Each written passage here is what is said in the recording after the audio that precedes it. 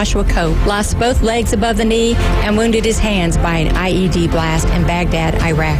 When a soldier goes to war, a family goes to war. We are a local 501c3 charity not affiliated with Wounded Warrior Project. Donations are needed and much appreciated for us to continue the vision to bring hope and healing for the combat wounded warriors and their loved ones. God bless you all, and God bless America.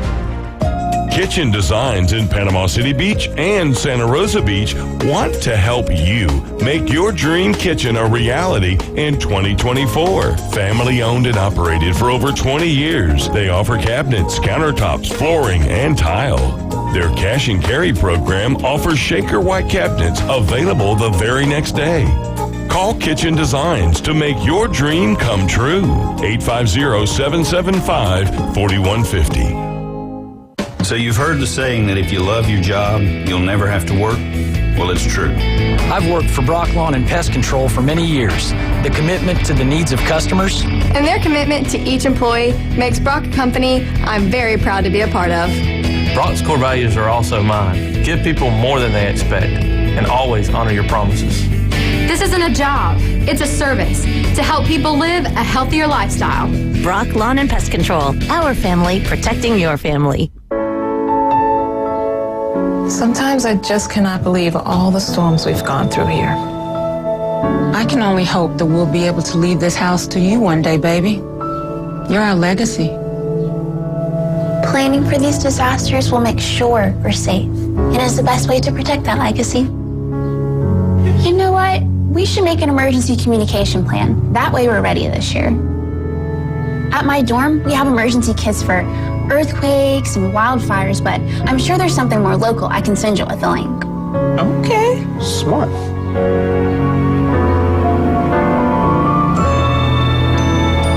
Protect your legacy. Visit ready.gov/plan for the tools and tips you need to start your emergency preparedness plan today. Brought to you by FEMA and the Ad Council.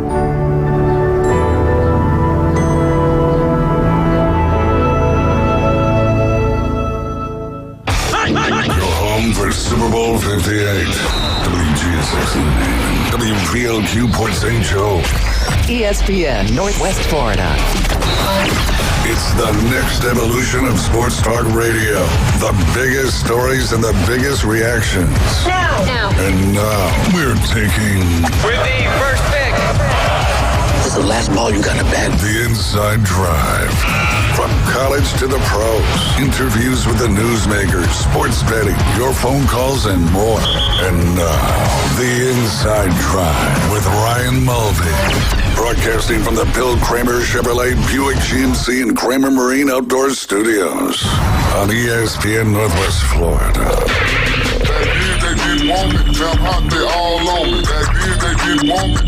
And good Thursday morning. You're listening to The Inside Drive live here on ESPN Northwest Florida. You can listen live and local on 104.3 in Panama City Beach, 101.9 in Port St. Joe.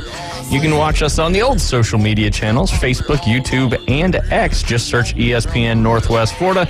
Last but not least, download that free mobile app inside the Google Play or Apple Store. Let's listen to the Auburn Alabama game a little bit on that mobile app while watching it on the TV last night. Just a lot more fun listening to it that way. That's for sure. I bet that was great for you last night. Considering it was the Auburn Sports Radio Network, yes. Looking forward to maybe getting Brad Law back on the horn next week and hearing his thoughts on that, as that was a little bit of a revenge game for the Auburn Tigers as they fell 79-75 over there in Tuscaloosa a few weeks back, which you picked correctly in that. That was the last time we did our pick'em. That game was included in that pick'em. Obviously, we'll do another pick'em tomorrow for this weekend coming up. We'll go over the results of that here in a little bit, but we got a pretty jam-packed show for everybody today. At 11:20, we'll be joined by Lauren Gill. She's from the Humane Society, talking about a big puppy event they got coming up here pretty soon in the next few weeks. Looking forward to chatting with her. And then, of course, we didn't have Keith Fleming yesterday. He was a little bit under the weather, but Keith Fleming will be joining us at 12 p.m. today here in the Central Time Zone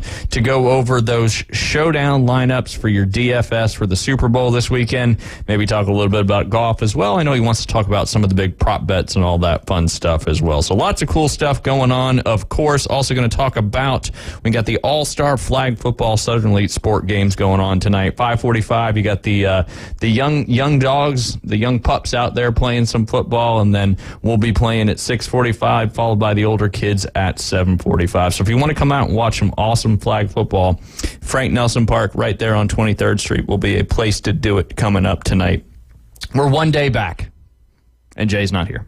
I'm just noticing this hoodie. Like, this is current Super Bowl. This is a Valentine's Day present that Beth bought for me. I like that. By me finding it and buying it for myself. There you go, man. Hey, that's how you get the best presents. That's right. No one knows yourself like yourself. That is true. So yes, had to get a new hoodie. It was either a Super Bowl jersey or a hoodie. The hoodies just seem to have more flexibility, and especially in the wintertime down here. Oh yeah, absolutely. And one like that is like perfect because it's kind of that in between where it's like, especially in these next coming months where you're like, man, I really would like a nice light hoodie on. And well, that's the key. Like, I'm wearing shorts right now. It's a beauty of Florida. Hoodie and shorts. It's not something I was ever able to do growing up in the Northeast. So there's just something about wearing a hoodie and a pair of shorts in Florida that just feels right. Yeah, and I feel like my mom would always laugh, like if we were wearing long sleeves, like if you know what I mean, wearing long sleeve with short pants. And I'm like, I don't know, it's a very comfortable. It is. It's you get the breeze on your legs and everything, and then if you're wearing basketball shorts, it goes all the way up through your hoodie, and then that kind of holds the cool air in. That's right. That's right. I've never really thought about it until we're just now talking about it. But yeah, it's not something you can do very often, but it is. It does feel good. That is for sure. Ooh, I think Brent just texted me with the updated, because I knew there were some updated kids on at least in the 4th and 5th grade. So real quick, want to go through those all-star rosters. As I mentioned, it's the Southern Elite Sports Flag Football winter season that started last December, ran through last week, and they do a great job. At the end of every season, there's end of every winter season, there is an all-star game, which is just a ton of fun for the kids.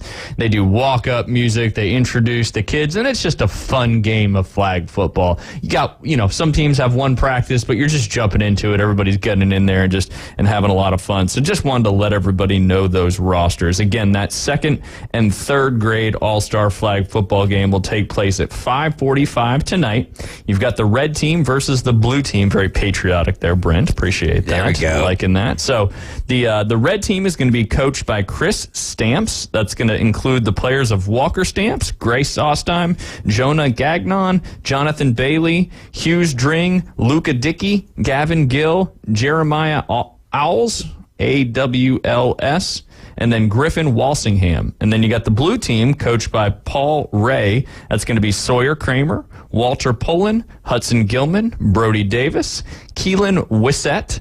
And if I pronounce any of these names wrong, I apologize. Pronunciation's not my strong suit. If you've listened to the Inside Drive before, you would know that.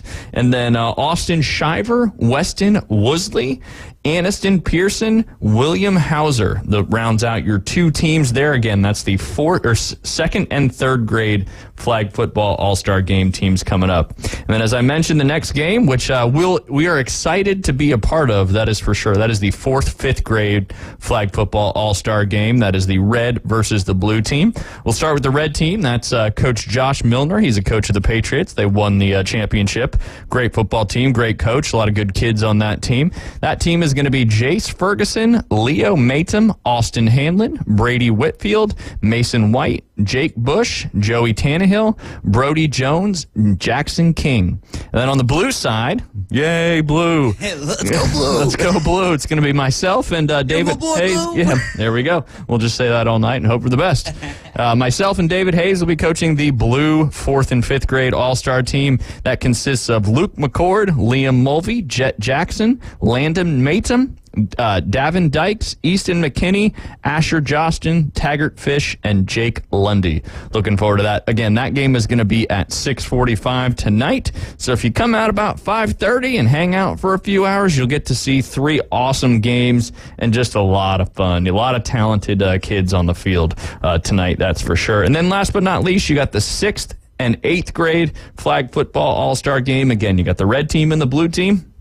Red team is coached by Garrett Connor. That team consists of Mace Grant, Parker Rowe, Braylon Bullock, Parker Roberts, Caleb Capola, Leighton Seaborn, Adrian Morris, Chris Kramer, Grayson Price, and Jalen Williams. Blue team coached by Nick Weigley, and that's going to consist of Caleb Capps, John Kotras, Brody Gilbert, Rushton Jones, Caden Spotswood, Finn Owenbrick, Craig Ship III, Bryce Farmer, Riley McNeil, and Jay Hentz. A lot of interesting names on all these teams. Oh, yeah, man. There's some good names on there for sure. Good football names. We've got one of them as well in Jet Jackson, man. Yes, that just sounds like some speed on the outside. That's for sure. Absolutely. And you got me pumped up over here because it's like the whole regular season, every single game was exciting as all get out, win or loss. And to think that these games are going to be even more exciting, I cannot wait for this evening. No, the All-Star games are a blast. And it's all about having fun. There's obviously going to be a winner and a loser, but All-Star games are just kind of celebrating the entire fun season of everything going on. And something else stands out to me. Nick Weigley, I don't know if I've ever met him before, but I believe that he's commented on some of the shows or whatnot. I thought that name sounded very familiar when I was reading it. we gotta meet him tonight. So you said he's the coach of the red team for the 6th, the blue team of the 6th, 8th All-Stars. Right. Yep, well, then I know how to find them, so we're making that happen tonight. Yeah, they'll be following us again. 5:45, 6:45, 7:45. A lot of fun. Joey, Brent, everybody, they do a wonderful job playing music and announcing all the kids and all that good stuff. And everybody gets an All-Star jersey, which is a good time. So again, kudos to Southern Elite Sports and everything they do here for the youth in Bay County. I know there's a lot of good stuff going on locally as well. High school playoffs, districts, all that stuff's getting underway. We'll start jumping into that next week. But you had mentioned to me before the show, David, that Gulf Coast State College ladies had a big game last night, and all 5 starters on the floor fouled out. I don't know if it was starters. 5 players fouled out, leaving only 3. Yeah, they made it to overtime. Suffered a close loss, I believe, against Chipola last night with 5 people fouling out. The best big in the country, and Ozzy Mamadou injuring her knee. So thoughts and prayers there with her knee. They still have to determine what the extent of the injury is. Hopefully we can have Coach Rory Kuhn on with us this afternoon. If not, hey, we'll find out some more information about this because wild. The Alabama, I believe it was Minnesota situation kind of like this happened, and to take a game to overtime with only 3 people on the court, very impressive stuff. Coach Kuhn said he's never been a part of a game like that. Absolutely crazy. Wild. So kudos to them. And I mean, if you did it, they might drop from number 1, but I don't know how you can look at a team who takes a team to overtime, who's already the number 1 team in the nation, and not be like, doesn't that even more so prove that they are the best team in the nation? Yeah, no, I mean, I would look at that as a positive, that's for sure, especially, losing 5 players and being able to hang against another really, really, really good program. Yeah, I think that just shows a testament to the will and determination, of course, the coaching as well, to be able to put 3 players out there and have to change up your defense, assuming playing some kind of triangle zone defense, something like that, just kind of on the fly. That's not something you typically practice very much, so kudos to the coaching staff and the girls for kind of persevering in the game last night and forcing that one going to overtime. Yeah, because you can't run man at that point, so you have to run as the numbers don't add up. That's so do you run 2 up at the top to kind of which direction does your triangle go? Yeah. And is it an equilateral triangle, or we got 90 degrees in there? I don't know. Isosceles, the obtuse little geometry action here. Good thing Jay's not here. Yeah, because then. Sorry, Jay. And we would actually learn what those things. I'm throwing out letters or throwing out words, and I don't even remember what those things mean, man. Hey, probably not that important. You probably hadn't do it in a long time, unless you're trying to play a triangle zone defense when you're down to 3 players on a basketball team. There we go. But yes, excited. Like I mentioned, coming up at 11:20, we'll have Lauren Gill from the Humane Society talking about a really, really cool puppy training event they've got coming up. There'll be some adoption stuff available as well, but the Humane Society here in Bay County does a wonderful job with helping, adopt pets, train pets, all that good stuff. So excited to talk to her about what they've got coming up here in a little bit. Hopefully Jay will be joining us as well, but we're going to talk a lot about the Super Bowl today. It's also the NFL Awards night. We'll go over some of the odds for each of those awards, and you still got time. Still got time to get that bet in there on the Hard Rock betting app here in the state of Florida if you want to put something in there. And during one of McCaffrey's press conferences yesterday, somebody asked me, so what does a running back have to do to win the MVP? He's like, got to pretty much rush for over 2,000 yards and score a boat ton of touchdowns. Yeah, because it's definitely the MVP is certainly a quarterback award, so to speak, very much like the Heisman. But running backs and other players can win it. They just have to have a really unbelievable season in order to make that happen. Yeah, I wish that there was a way that they could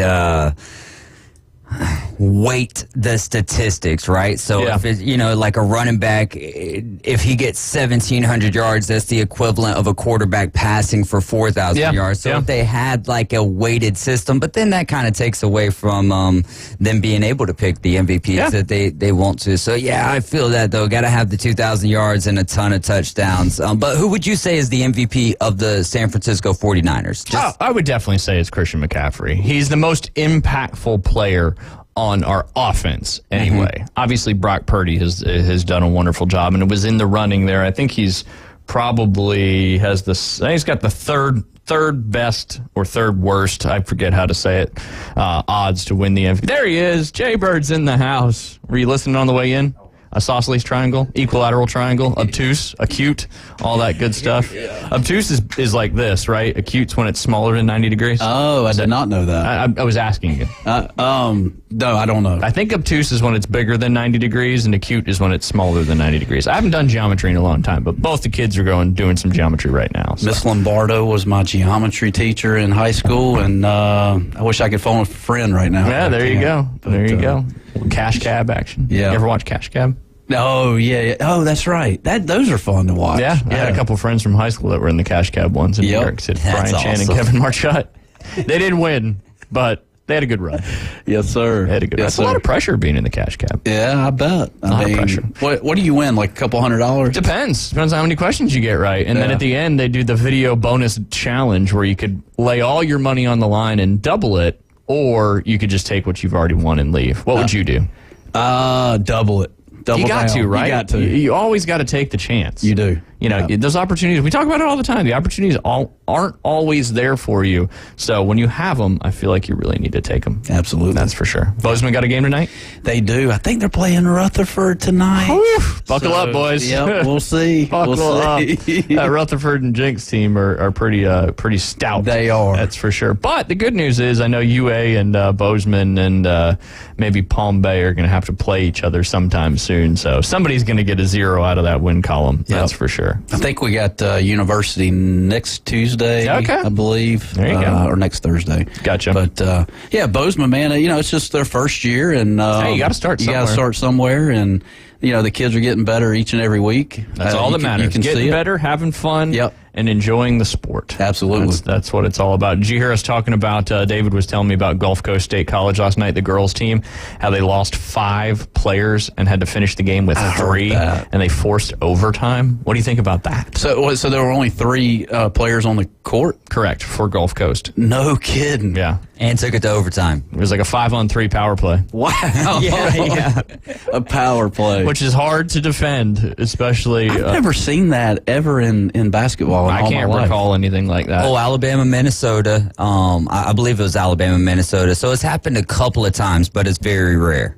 Okay. Usually you've got what? How many players you got typically on a basketball on the bench? 11? I would say you got about 12 total players. Okay. Depending on maybe it might be different from college and the NBA, but I think the NBA you've got 12 players and then 3 reserve players. And Jay, speaking of NBA, did you know we are an affiliate of the Orlando Magic now? No way. Yeah. Oh, cool. Did I say that correctly? Well, it's not that we're not. It's that we're not playing every single game. Gotcha. So it's more like we're playing select games. So we're dating the Orlando Magic. We're not in a full relationship yet. There you go. We're just testing the waters. Okay. Yeah. Okay. Seeing how the area kind of responds to playing some NBA games. It's something we haven't ventured into. So if people would enjoy it, because we love live sports, so if we can give you all some more, then that's what we want to do.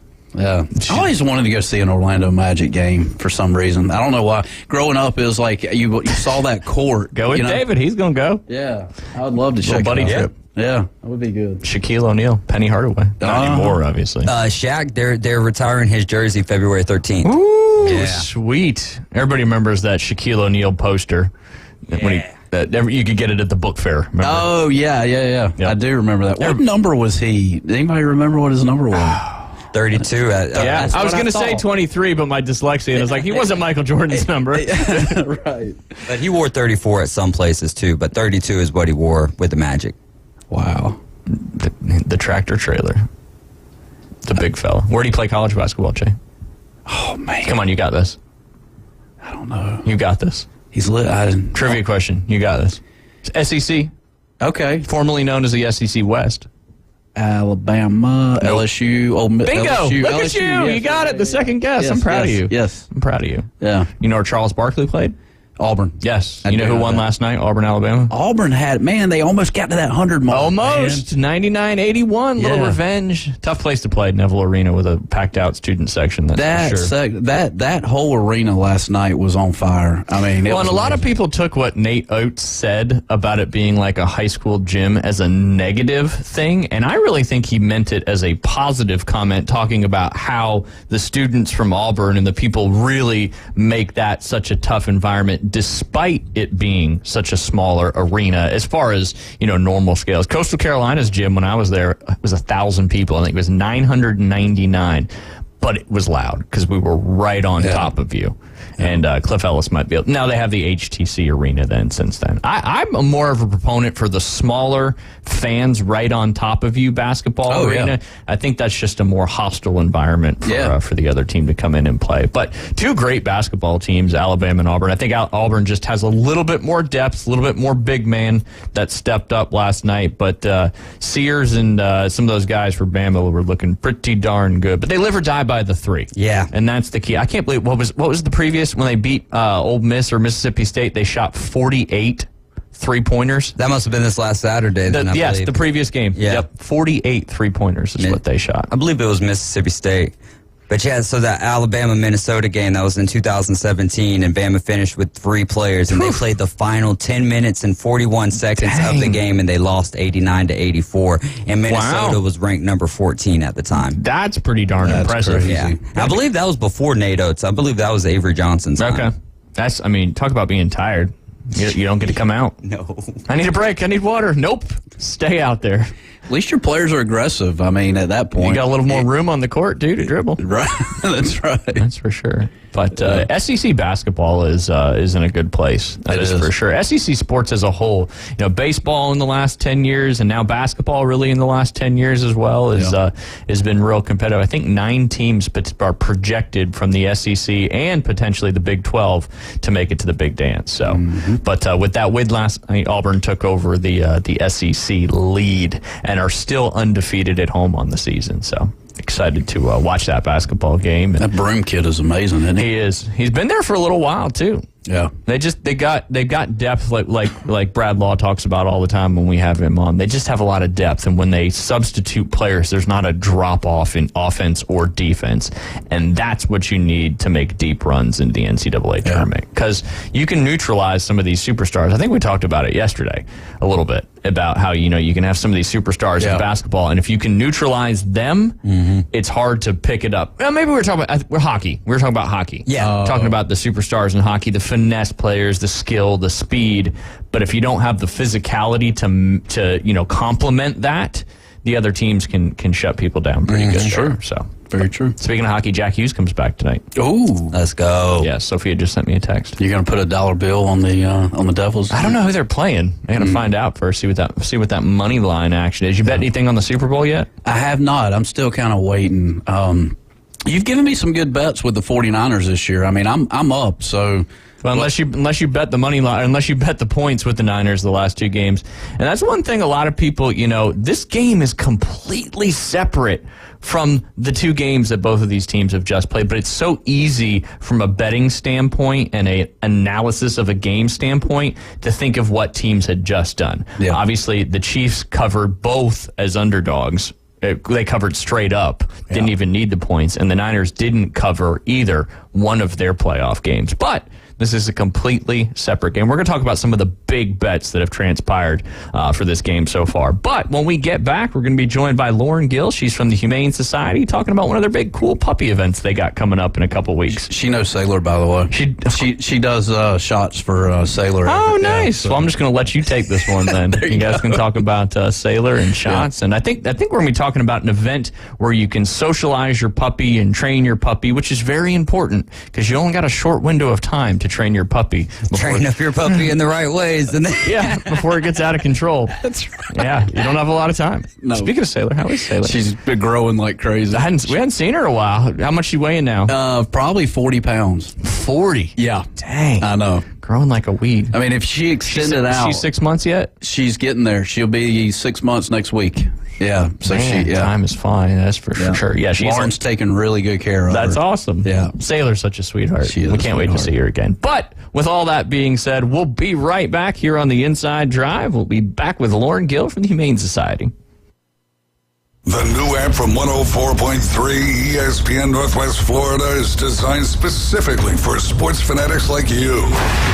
The sports content you demand is always on. Live stream our national and local sports talk anywhere you go. Reach us on all social media. You can also be a part of the show. Call and text into our studios. Plus, up-to-the-minute weather and traffic maps. The new app from 104.3 ESPN Northwest Florida is available at the Apple Store and Google Play. This is Joanna with ESPN Northwest Florida. Here is your weather forecast on this Thursday morning. As we head into this afternoon and evening, some sun and a high of 65 with a light breeze out of the south-southeast around 7 miles per hour. For tonight, light fog and some clouds and a low near 54. Tomorrow, slightly foggy and partly cloudy and a high around 68. This weather forecast is brought to you by Ellis Agency Insurance. Thank you for keeping that dial on ESPN Northwest Florida. Rely on it.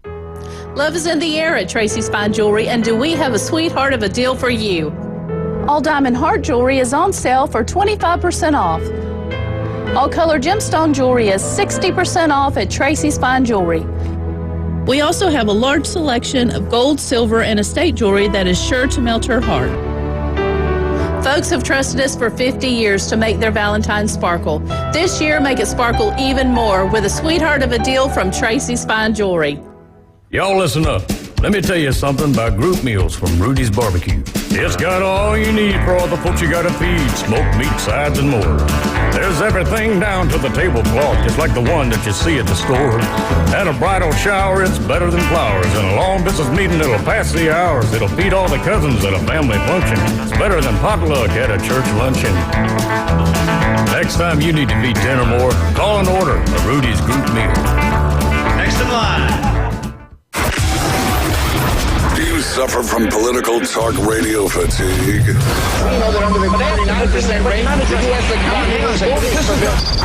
Tune into the most fun and exciting new radio show on the Gulf Coast. It's The Inside Drive with Brian Mulvey. From the Bill Kramer Chevrolet Buick GMC and Kramer Marine Outdoor Studios on ESPN Northwest Florida.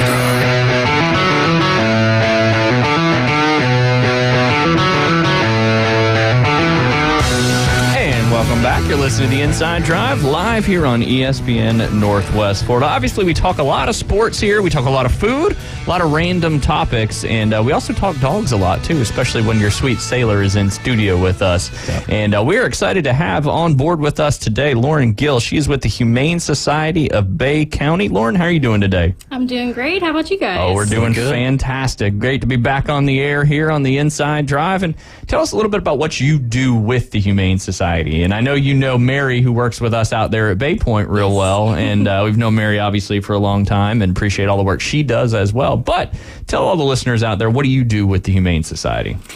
So I actually this past December was my 10-year anniversary. Wow, congrats. Yes, thank you. I started out as a kennel tech. I really it was in high school. I was like, I want to play with dogs. And then, you get into it and you're like, this is a lot more than playing with cats and dogs. It's a serious mission. So I just kind of stuck with it. I saw it being my first job and I've just never left. That's awesome. So I've done things here and there, but it's just always been my passion to help this cause. So I've gone anywhere from, handling animals hands-on, cats and dogs, mainly what we deal with. There has been some pigs, though, in the past, which we kind of... They're becoming a lot more popular. Yeah. We had a little one at one point, and then it went on to 2 big ones, and after the 2 big ones, we were like, all right, cats and dogs it is.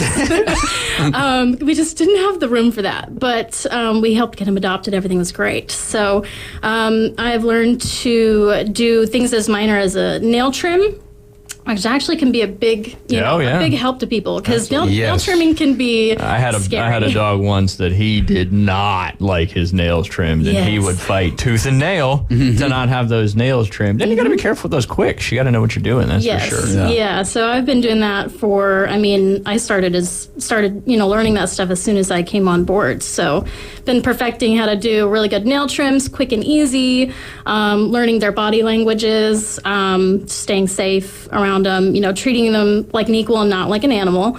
But we also do vaccinations. We're not a full operating vet, but we do have, some minor services that we can do that don't require, that fee just to come in and, so we're there just kind of to update things that you need in between your regular vet visits because we, of course, encourage, people regularly go to the vet, but we can kind of help cut the cost and do some of the minor annual vaccines for pretty cheap. So right now we are actually in the process of rebuilding our shelter that has been closed since April of 2020. It's been a while. And I hear that number and I say it myself and I'm like, man, as the years go by, I'm like, this is tough. But and it's not easy opening, it wasn't initially when we closed, it was due to COVID, lost a lot of money. But we kind of put everything on hold. That way we weren't in the red. So coming back into it, we're like, okay, this facility is terrible from, the hurricane and then just sitting over time. We're like, we're going to have to redo it. There's no sense in opening that old one and, funneling money into a dilapidated building. Yeah, so absolutely. This fundraisers like this, what we're doing with we have a puppy play group coming up. February 24th. It's going to be 9 in the morning, so an early morning. You better sign up. Yes, sir. Yeah, I better see you there. That's right. No pressure. No. What day is it? Is that a Saturday? It is a Saturday. Okay. Yeah. No So we excuses. we we did a little poll on Facebook, and we just wanted to see because we've tried to do some events before, and they haven't gotten much action. So we really, we want people to not forget that we're still coming back. We're just kind of, we don't have the cute puppies and kittens, to attract people in, but we are trying to, get the shelter back open. So an event like this is going to be held at our thrift store location, which is located at 1352 West 15th Street, or more commonly known as the Piggly Wiggly Shopping Center in town. Nice. So right there by that Burger King that's on the corner of 50th and Lisenby, we're in that shopping center. And we'll be having it there, 9 a.m. I'm sure I'll grab some donuts and some coffee if I can get it donated. I'll make that happen. Yeah, thank you. But we like to just make it more, people coming in and we haven't done anything with people bringing their pets in before, but we've done like a training type class. And this is, that is all thanks to Nancy Bown with Dog Harmony. So she's a professional dog trainer. She knows what she's talking about. She's been around doing what she does for a while and she's good at it. Good. She's normally based out of 30A. So it is a bit away, so. Okay. But she volunteers and does these classes for us. So get just a little bit closer to the mic. I know these chairs have a tendency to slide away on you. Yeah, I'm shifting. I have to fight mine. I feel like gravity goes that way. That's for sure. So the registration, do you show up or do you have to register? I can't remember. Yes. So we do prefer that people register online ahead of time. By all means, if you want to show up, we're totally fine with that. Okay. The only thing we ask is is that, just at least read up on the event, make sure that you have everything required. Because the perk of signing up ahead of time is you'll be able to go to our website, adoptme.org. And if you just scroll to the bottom, you'll see the big poster for the event. Click on it. And then it'll give you an option to fill out your name, how many puppies you're bringing, and their age. And then you'll have an option to upload your vaccine history, because that is a main important thing is, we want to have these events, but we want to make sure they're safe. So all puppies that come have to be fully vaccinated, which Sailor is. Right. Yeah. You pretty much met all the requirements so far, and Sailor has too. But is there an admission fee or anything like that for this event? There's not. No, this event is free. The only thing that we do ask is, which I don't know about everybody else, but I always seem to have a spare bag of dog food. If you have a bag of dog or even cat food, there's like $5 bags at Dollar General too. Grab one of those and bring it in, because what we do is we obviously are throwing this event at our thrift store. Everything that gets donated to the thrift store, especially new products, we can turn around and sell them, and those profits go into rebuilding the shelter. So it's just kind of another fun way to raise money without just being like, hey, give me $5. Yeah. Bring in that dog food, and then it helps. And that helps the community too, because we resell it at a fraction of the cost. Yeah. So people that come in are struggling to feed their pets. Yeah. That comes down to like, man, can I even afford to have this animal? I might need to turn them in. And then you have places like us who are selling pet products for pretty cheap.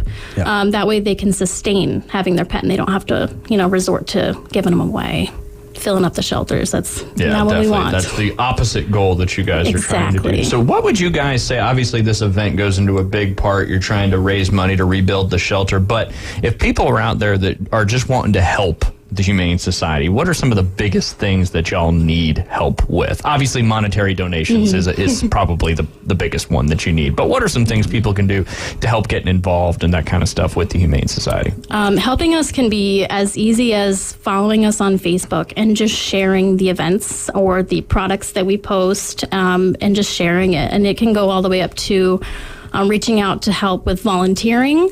We are limited on what we can offer with that because, we don't have the facility with the animals, and that's the big volunteer point. People can come in and help walk the dogs. That way staff can focus on, paperwork and adopting them out. But right now it'd be mostly, kind of getting onto our volunteer database, and that way we can reach out and say, hey, we have something coming up, we need help with this. If we need someone to show up to an event and just work a booth where they're telling people, this is what we got going on, here's a pamphlet and a donation box, things like that can help. So if anyone is interested in helping and becoming a part of the team, we do on our website have options to fill out volunteer paperwork, but you can always just reach out to call the store, call up to the thrift store. I'm always there. If not, Mary, or we have a lovely admin, Kelly. We are always receptive to and responsive to people reaching out wanting to help. Is there a minimum age for people to help?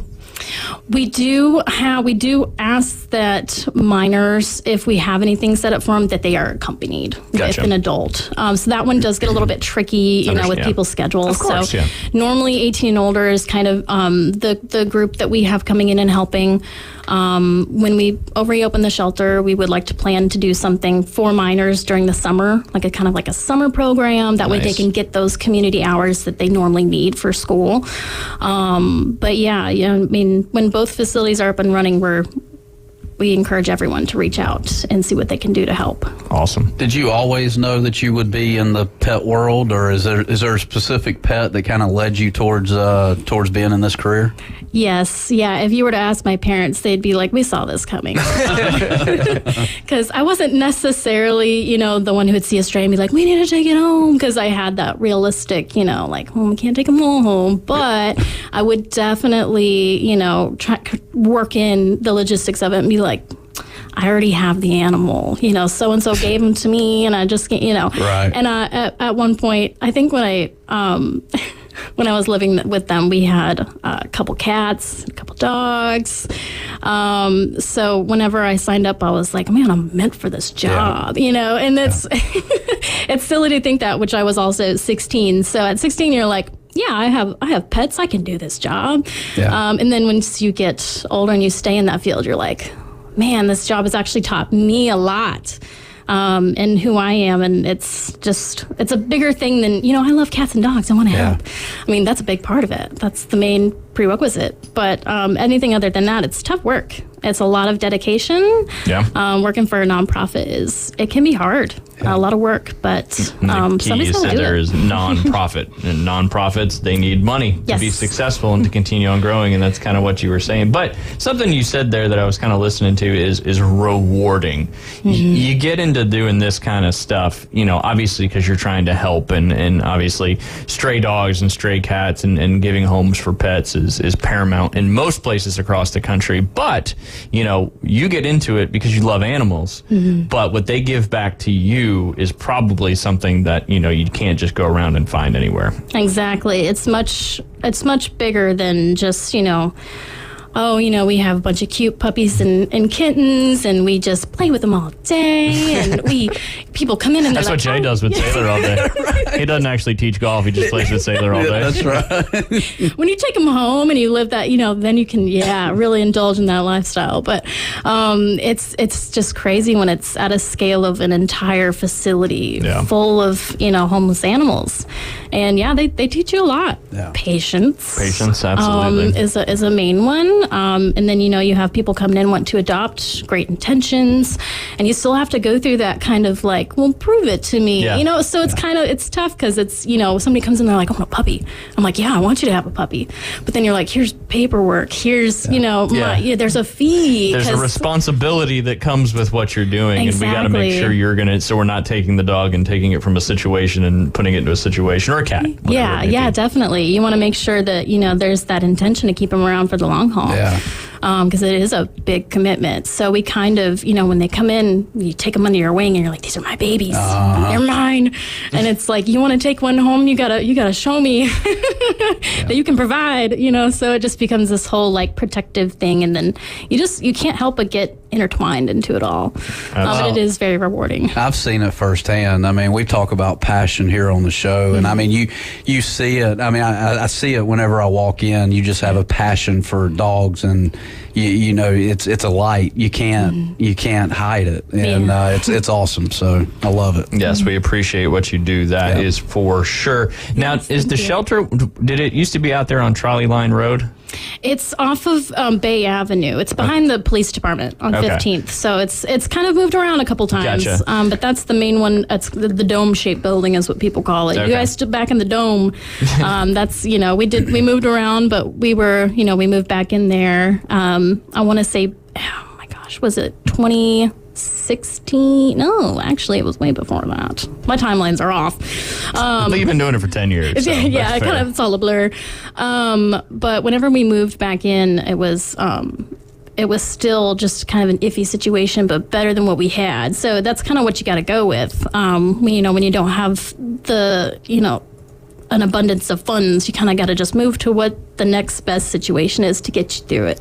Right. So that one is just, it survived the hurricane, and I'm thankful for that. But now it's got to go, and we got to look for someone to, it's just a cement building. Yep. So if anyone's willing to blow that thing up, just keep in mind it is behind the police department. So You can just C4 and that kind of You gotta stuff. do it at night. Yeah, it's gonna do it a little quieter, a little breach and all that good stuff. But remind everybody one more time before we have to jump off this segment, the event that's coming up, what it is, and how people can get involved. Yes, so this event, again, it is called the Puppy Play Group. It is going to be happening on February 24th. That is a Saturday. So this month, on the 24th at 9 a.m., you can fill out the paperwork online. It's at adoptme.org. It's very user-friendly. I will reach out personally via email or phone if I have any questions, and I'll also just confirm your spot is secured.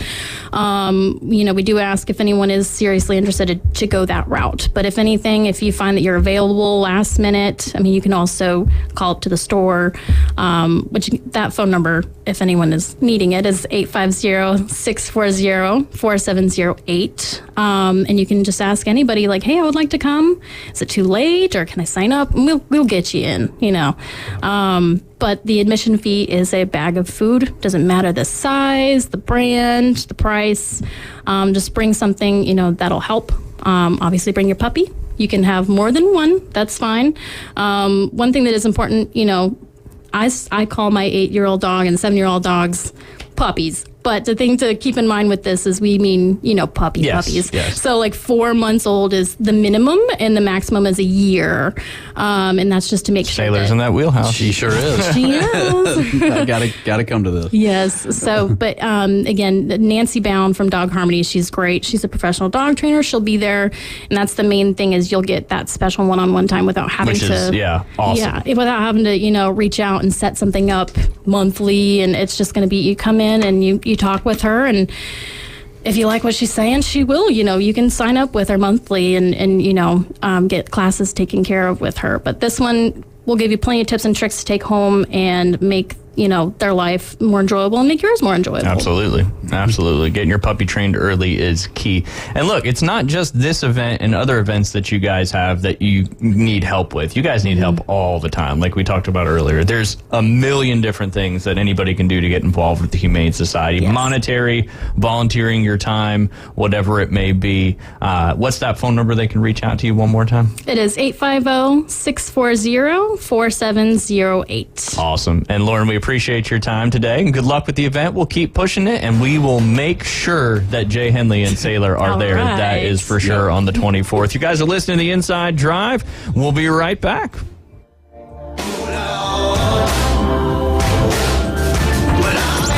the PCB Hobby Takeover with Todd. Mondays at 5:20 on ESPN Northwest Florida. That is a very high-end card and very rare. Todd talks about coins, trading cards, collectibles, and the amazing stories behind them. It was the first one that's ever come through my door.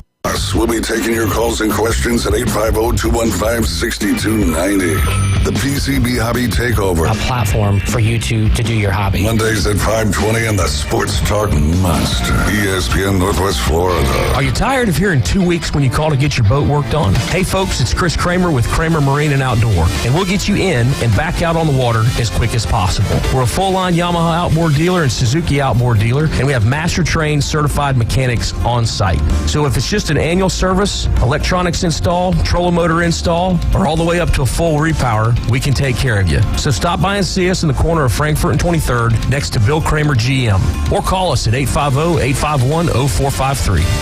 Kitchen Designs in Panama City Beach and Santa Rosa Beach want to help you make your dream kitchen a reality in 2024. Family owned and operated for over 20 years, they offer cabinets, countertops, flooring, and tile. Their cash and carry program offers Shaker White cabinets available the very next day. Call Kitchen Designs to make your dream come true. 850-775-4150. Hi folks, I'm Tracy from Tracy's Fine Jewelry. Love is in the air at Tracy's Fine Jewelry, and what better way to celebrate love than with a beautiful piece of jewelry? Our Valentine collection combines the most popular trends and top sellers with the largest selection at the best prices. From exquisite fine jewelry to our most trendy and affordable sterling silver pieces, we're sure to have the perfect gift to melt your heart. Folks have trusted us for 50 years to make their Valentine sparkle. This year, make it sparkle even more with a gift from Tracy's Fine Jewelry. We're starting fresh. Fresh new start. Locally sourced, farm to radio. The Inside Drive with Ryan Mulvey is live and local. From the Bill Kramer Chevrolet Buick GMC and Kramer Marine Outdoor Studios on ESPN Northwest Florida.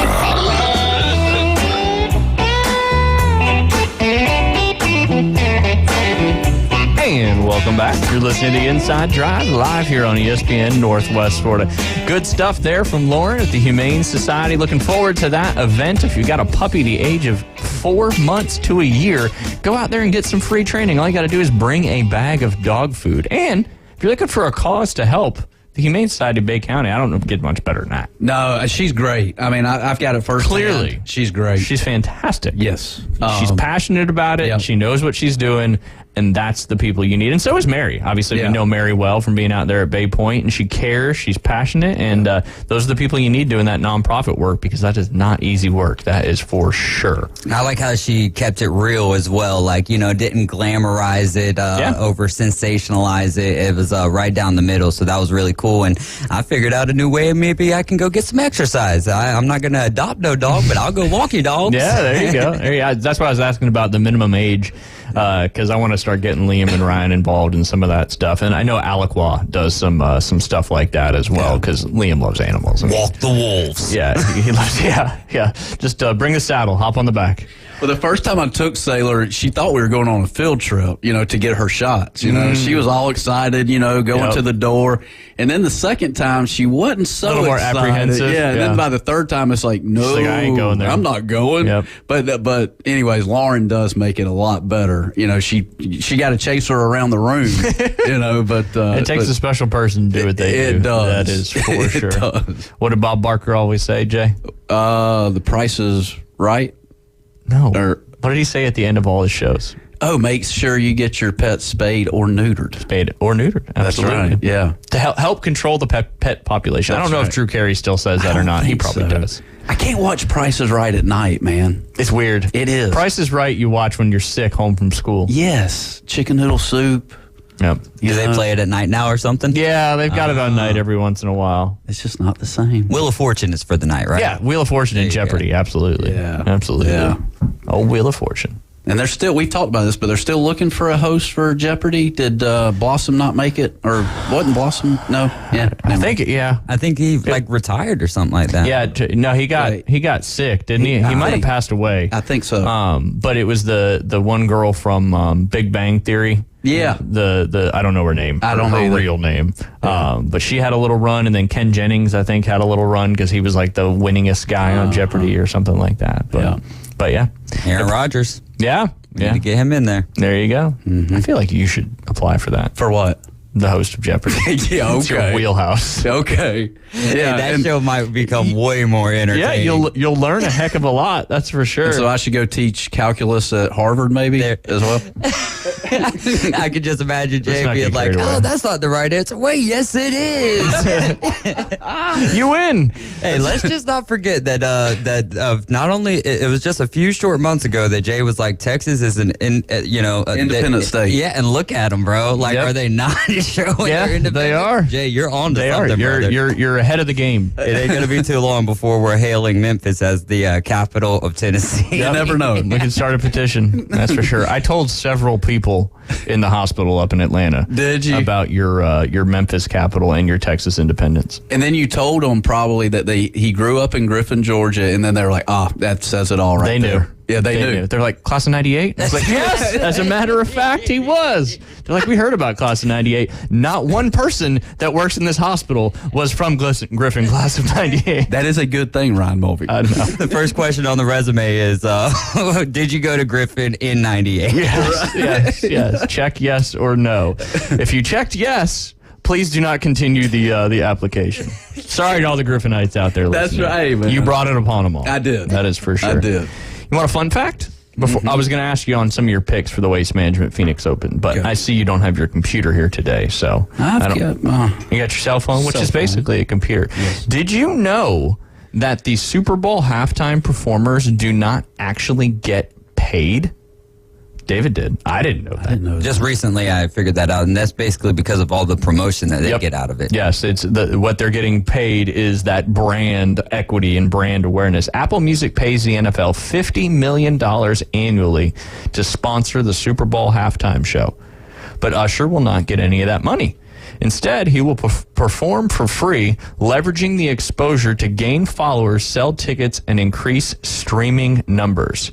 Here's how it works. Some of the world's most famous artists have performed at the Super Bowl halftime. Prince, Michael Jackson, Bruce Springsteen, Beyonce, JT, the Rolling Stones, Rihanna. They left your girl off here, Janet Jackson, which I know is your favorite one. Yeah. But none of these artists were paid.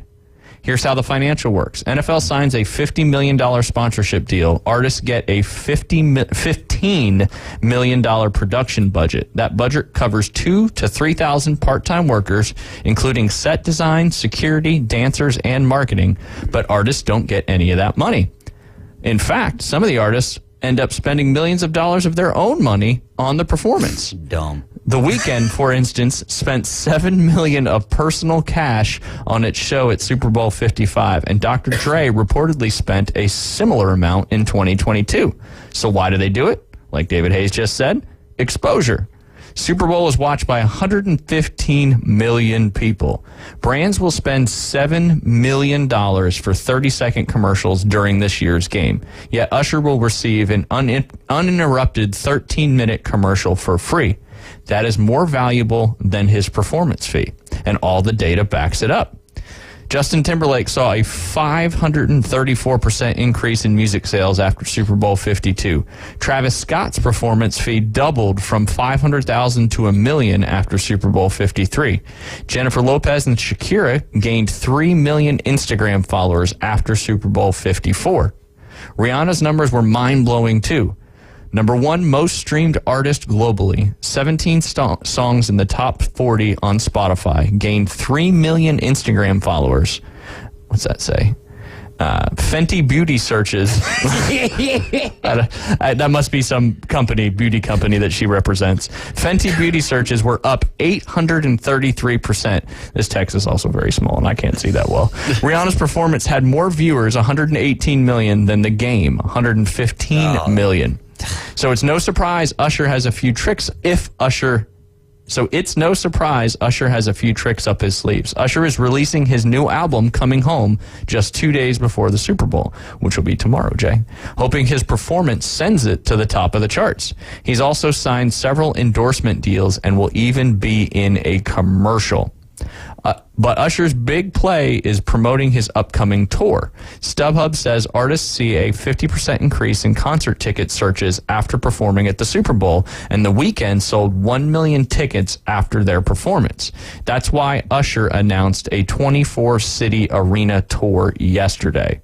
This creates a win-win situation. The NFL gets one of the world's top artists to perform at its biggest events for free, and the musician gets a 13-minute commercial in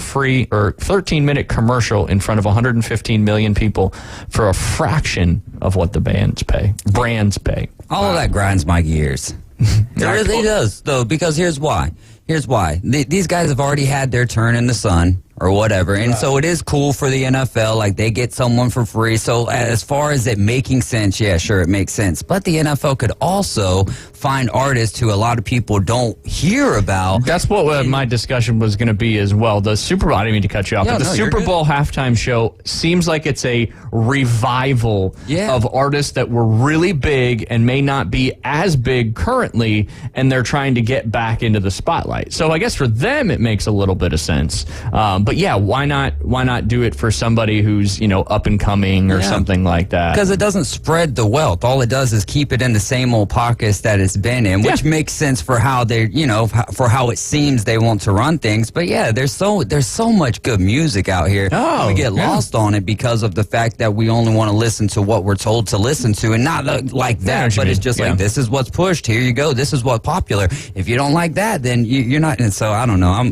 I would like to see some young up and coming artists from different genres. Like, try to cover every genre of music in the Super Bowl, so that way you're not having people who don't like that kind of music having to sit through it. Yep, absolutely. Our buddy Steve Wiley texted in and said, impress Ryan with this fact: the first halftime singer at the Super Bowl was Carol Channing in 1970. Ooh, old CC. CC. Nice. I wonder how much she got out of what brand equity she got out of doing the Super Bowl halftime show. Don't know. I don't know Carol Channing. Come on. You know Carol. Yeah. Well, for a while it was marching bands. Yeah. They would be doing the marching bands, and then and it became a spectacle that everybody loves to criticize nowadays. Who's singing the national anthem this year? Reba. Yeah. Nice. She's making a comeback. There you go. That's why she's singing the Super Bowl national anthem. Yeah. Let's get Jay out there to sing Birdies and Beer. Yep. Jinx, you owe me a Pepsi. Yeah, we'll build your brand. That's for sure. That is for sure. Dude, I'll listen. Oh, gosh. That'll be good. It's coming up, though. But, yeah, I had no idea about that. So I wanted to talk about that a little bit while we had a little bit of time. Before we get joined by Keith Fleming at the top of the hour, he's got all sorts of fun stuff to talk about today. I gave him the green light. I'm like, man, just run. Just do it. Just run. I'm going to take a little snooze while you're talking. I'll pay attention to what you're saying, but I may take a little breather, too. Yeah. My eyes may be open, but I might start snoring. We'll see. We'll see. But Waste Management Phoenix Open going on. Yes. Give me one guy you think to win. Oh, man. Scotty Scheffler. Yeah. Way to go out there on a limb. Is that a hot take, man? My finger's over here burning. A hot take. Hey, it's a hot show. We're having a good show. We are We're having a good. You watch that? I did. It's funny. It is funny. You gotta watch this whole Netflix special. I love it. I love it. I don't like to tell people or ask people if they're having a good time. I just like to tell them we're having a good time. This guy's amazing. It's so. It reminds me a little bit. I don't know if you ever heard Mitch Hedberg. I've heard the name, but I can't remember. He was very his delivery was funny, but he was very dry. Very dry. Very dry. And the humor was very silly, things you would think about and be like, huh, that's stupid. Yeah. Yeah. He had some good ones, that's for sure. But Mitch was awesome. Yeah. And he reminds me a little bit about Mitch, too, because Mitch also had the long hair and all that stuff. But right. He's coming to New Orleans, I think, March 1st or something like that. He's going to be in Tampa. I'm going to try to make a point. Me and Beth loves him, too. So yeah, it's only going to make sense to go try to see Dusty Slay. He's a fan. I got it. I like him. Yeah, I mean, he's just a good old country bumpkin, and he calls it like he sees I love comedians that just talk about real stuff and how it's funny because it's stuff you think about, but it's just the way they deliver it and all that stuff is good. He's talking about stealing the ironing board out of the hotel. Yeah, it's great. Yeah, he's like, I could use a lamp with USB ports in it. Does this not sound like something Jay would say? Every book is a children's book if the kid can read. Yeah, Mitch Hedberg is fantastic.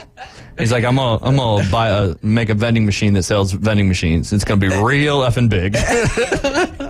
It's just dry humor. I love dry humor. I do too, for sure. Yeah, for sure. I know Jim Gaffigan's coming to Pensacola on St. Patty's Day, I believe. Okay, all right. That'll be a good one. Always like the Iowa boy, Mr. Gaffigan. Yeah, I just like stand-up comedy. I do too.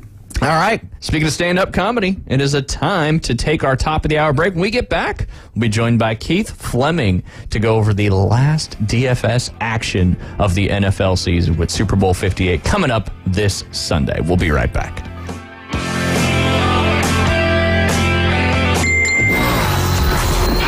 Take ESPN Northwest Florida with you everywhere you go. Anytime, anyplace, anywhere. The sports talk and live play-by-play doesn't have to end when you get out of the car. The ESPN Northwest Florida app streams your favorite sports talk hosts and the biggest games in ultra-high fidelity. This is of utmost importance in travel. Take the sports talk monster with you anywhere you go. Available for Android and iPhone. Use it anywhere or any place. This is Joanna with ESPN Northwest Florida. Here is your weather forecast on this Thursday morning. As we head into this afternoon and evening, some sun and a high of 65 with a light breeze out of the south-southeast around 7 miles per hour. For tonight, light fog and some clouds and a low near 54. Tomorrow, slightly foggy and partly cloudy and a high around 68. This weather forecast is brought to you by Ellis Agency Insurance. Thank you for keeping that dial on ESPN Northwest Florida. Rely on it. Golf is a game that should be fun, but to have the most fun, you need to play your best. That's where the experts at Golf Plus come in. Their friendly staff will guide you through the buying process, answer all your questions, and can help with any repairs you need along the way. Golf Plus is your custom fitting, club repair, and golf retail shop. Golf Plus staff is non-commissioned and will work with you to find the best product for your game, just like they've been doing since 1988. Golf Plus in Dothan and Panama City Beach. Fitting, repair, retail. That's Golf Plus. Go home for Super Bowl 58. WGSX, WPLQ Port St. Joe. ESPN Northwest Florida. With over 65 years of combined experience, Instant Replay Sports Cards is happy to help you take your collection to the next level. They carry all the new hobby boxes, signed memorabilia, and supplies. New and vintage cards in Pokemon. They sell and trade cards and are always looking to buy. They're an authorized source for Topps, Panini, Upper Deck, and Leaf cards.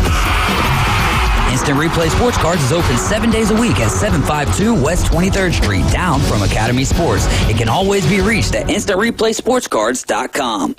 4. The Inside Drive with Ryan Mulvey and Jay Henley. This man is destroying golf. Broadcasting live from the Bill Kramer Chevrolet Buick GMC and Kramer Marine and Outdoor Studios. You may be right, but our ratings are up and we're attracting new youthful sponsors. ESPN Northwest Florida. Sky rockets in flight. Afternoon delight. And welcome back. You're listening to the Inside Drive live here on ESPN Northwest Florida. It's not Wednesday, it's Thursday, but excited to have him back on the line as it's been a few weeks, and that is Keith Fleming. He is the DFS expert when it comes to not only football, but also golf, and amongst many other things. Keith, how are you doing today?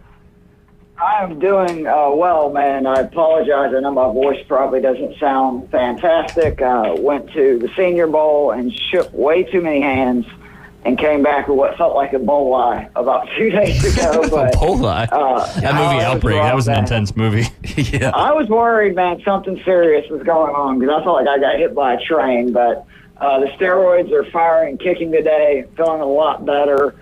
Just know I don't, sound the best. I think you sound beautiful. Did you and Alan share a hotel room together, Keith? We did, and he didn't even get sick, man. I was like hoping that, Robin Big taking over Mobile, Alabama, and maybe, he got sick too, but apparently not. And the dude doesn't ever sleep. He's just a maniac. He is a maniac. That is for sure. But yeah, speaking of the Senior Bowl, what were some of your takeaways from going down there? Obviously, pretty cool. The Senior Bowl this year not only included just seniors, but included all upperclassmen that were draft eligible, basically, that wanted to attend. Is that pretty much the criteria? Yeah, it was a noticeable difference in the talent for sure, and the standouts just that I saw. And again, I am not an expert evaluator, but from the wide receivers, Romeo Wilson and Ladd McConkey really stole the show. I think both of those guys are going to be very good number 2 wide receivers at the next level.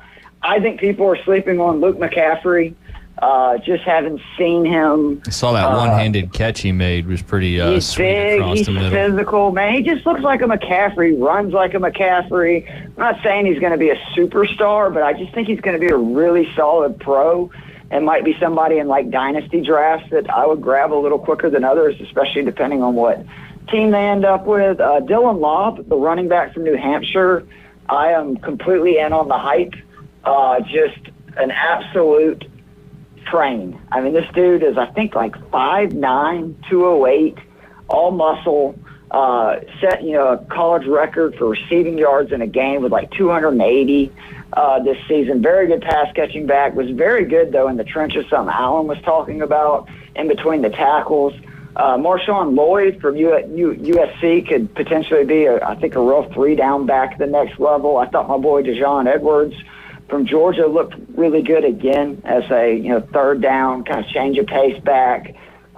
Being with Allen, though, I got to talk about some of the big uglies. The offensive line guys that stood out. The first is Jackson Powers Johnson from Oregon, who standing next to him in street clothes for the interview process on Wednesday night. I mean, I felt literally like a child standing next to my dad. I was just like, this guy is too big, but he did so well in the first 2 days of practices. He wasn't out there on the last day of practice on Thursday or participated in the game because he had done all he needed to do to prove that he will probably be a first-round draft pick. Again, Tyler Guyton from Oklahoma also looked really well. And interior lineman Kingsley Suamata, who I apologize if I butchered his name, from BYU. A couple of D linemen standouts for me. The D tackle Jackson McKinley from Texas A&M, just a traditional kind of nose tackle that, man, one-on-one, I didn't see really any offensive lineman be able to kind of stop that bull rush that he has going on. It was interesting that Brennan Jackson from Washington State was an edge rusher D lineman that several people, all the guys I talked to, I'd ask them who's really impressed you the most. His name came up a lot. And, me being somebody who would never be athletic to play anything in the NFL, but probably kicker or punter, I was impressed by a kicker and a punter. Torrey Taylor from Iowa actually received a Big Ten Player of the Year vote from an opposing coach. Wow. He set a 89-year-old total punting yards for his college career. He's Australian. He is ginormous. He's 6'4", 220. and he was so impressive, working on like his corner kicks as well as he can boot it probably 60, 70 yards. And then also Joshua Carty, the kicker from Stanford.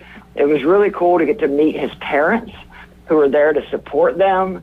His mom, I thought, it was a hilarious joke, said she really felt like that she wanted to start, if he made it to the pros, a support league for mothers of kickers, because it's like the most stressful parenting job that there is, because she said you literally have to live with every, kick, because I mean, all it takes is missing one or two and you can be gone, right? And I was proud to see the kid really show his leg. He made several kicks from 55 or further. The only kick I saw him miss all week was like a 65-yarder, and he barely missed it. So I think there's some real talent in both of those players. Taylor is somebody who, particularly in today's NFL, I think could be such a weapon. We've seen some of these really good punters come in and help, the offense and defensive side of the ball, just because they flip the field almost every time they get a chance to boom it. Keith, how far do you think you could kick a field goal just comfortably? Right now, with no warm-up or, prep, if you give me a little time to practice, I know for a fact I could kick a 35-yarder when I was in college pretty consistently.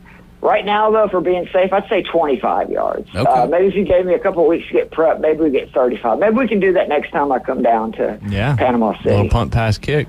Yep. Oh, man, just don't let Liam beat me too bad. I don't know if he could kick a 35-yard field goal. I don't know. I don't know if I can either. I'm getting older, Ryan. I'm not getting any younger, so we'll see. Oh, goodness. But yeah, so if you were, just a casual football fan, would you recommend going to the Senior Bowl? Absolutely. Really cool experience just to kind of see, especially Tuesday, Wednesday. That was a mistake I made the first year, as I went Thursday and then, not knowing much about it. I'll go to the game. Well, a lot of the players don't play in the game, right? Because they're there just to impress scouts, work with those coaches. And most of the scouts are there Tuesday, Wednesday. Jerry Jones was there, I believe, on Tuesday and Wednesday. I just think it's a great thing to see these guys, especially the one-on-one drills between the offensive and defensive line and the wide receivers and the DBs, because they are going at it and really trying to improve, their draft stock and, get a step closer to a dream of theirs, I'm sure that they've had for a long time. But it's a really cool experience. It's not crazy crowded. This year was the biggest media I had seen in the 2 years. I had some people that have been there, much longer than I had, so they thought it was the biggest media, amount of members that they've had. And I think that was just all about the QBs. So why Mobile? Curious. Do you have an answer? That's a good question. I do not have an answer other than just, they got some really good Waffle Houses. It's an hour from Biloxi. It's got some pros. Yeah, and it's right around Mardi Gras time. And Mardi Gras was founded or established, whatever you want to call it, started in Mobile, Alabama. Yeah. See? There you go. Yeah, and you can go to Floribama and throw some mullet if you want to, if you're down there. Definitely saw some jean shorts. Oh, the jorts. Jay's wore a few of those in his day. Yeah. John Cena, man. So Nice. can't see me. Nice. All right, well, let's jump right into it. We got, 2 days? Little 72 hours-ish? How nervous are you, Ryan? Give me an honest assessment. How do you feel right now? I feel better this year than I had in 2019 or 2020, whatever year that was when we played the Chiefs last time. I was actually shocked that we got out to the lead that we did last year. But you know what? The more I've had a lot of time to read and watch and all that stuff, and I feel. I never ever am super confident in Niners games, just because I feel like that's a superstitious thing. Like, the more confident I am, the more I'm jinxing something. I get it, bro. But the more I look at matchups and stuff like that, and I always talk about like destiny and stuff like that, and I just think it's time. I think it's time. The Niners haven't won a Super Bowl in 30 years. They're trying to they've been on the quest for 6 for a long time. The Chiefs have been in the AFC Championship 6 straight years. This is Patrick Mahomes' 4th, maybe 5th Super Bowl. I can't remember off the top of my head. Yeah, it's his 4th. It's time. And also, too, one of the biggest things, obviously everybody knows I'm a huge Brock Purdy fan. I've been a huge Brock Purdy fan since he became the starter of the 49ers, just because I love an underdog story, and I love seeing people get an opportunity and making the most of it. And I think the country and I could be wrong saying this, is kind of rallying around Brock Purdy a little bit because, if you don't... Fox News is definitely helping you with that because they definitely don't want any Taylor Swift or Travis Kelce stuff. Yeah, that's true. And it's funny, I said this yesterday on the air, talking to somebody at baseball practice the other night, and they're like, I was wearing Niners gear, of course, and they're like, ooh, you're a Niners fan. I was like, who are you guys rooting for? We're rooting for Swift. I was like, well, what team is that? They're like, Taylor Swift's boyfriend. I don't know.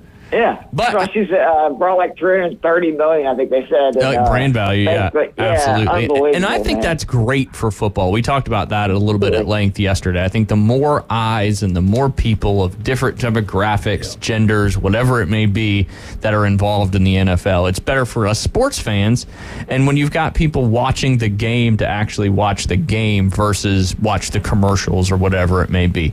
But getting back to what you said originally, I think we match up well, and the fact, and I said this earlier in the show, and I think you can't look at each team's last two games to say what this game is going to be, but the fact that Shanahan got over that hump of never being able to come back in a game and that they came back in both playoff games just gives them a lot more confidence that, look, the Chiefs are a fast-starting team. They haven't been scoring a ton of points, but whereas before, if the Niners got down, you're like, crap, the Niners are down. There's no way they're going to come back. Now, they're at least like, okay, we can come back. We can do this. There's a chance. Yeah, right? Exactly. Bobby Boucher came into halftime at that NFC Championship, and the Mud Dogs won the Bourbon Bowl. That's right. So I'm confident. I just hope that Shanahan, and we've talked about this, that Shanahan feeds the rock to CMC. CMC is the key to the Niners winning this game, in my opinion. The Chiefs are the last in the league in zone rushing, and the Niners are first in the league in zone rushing.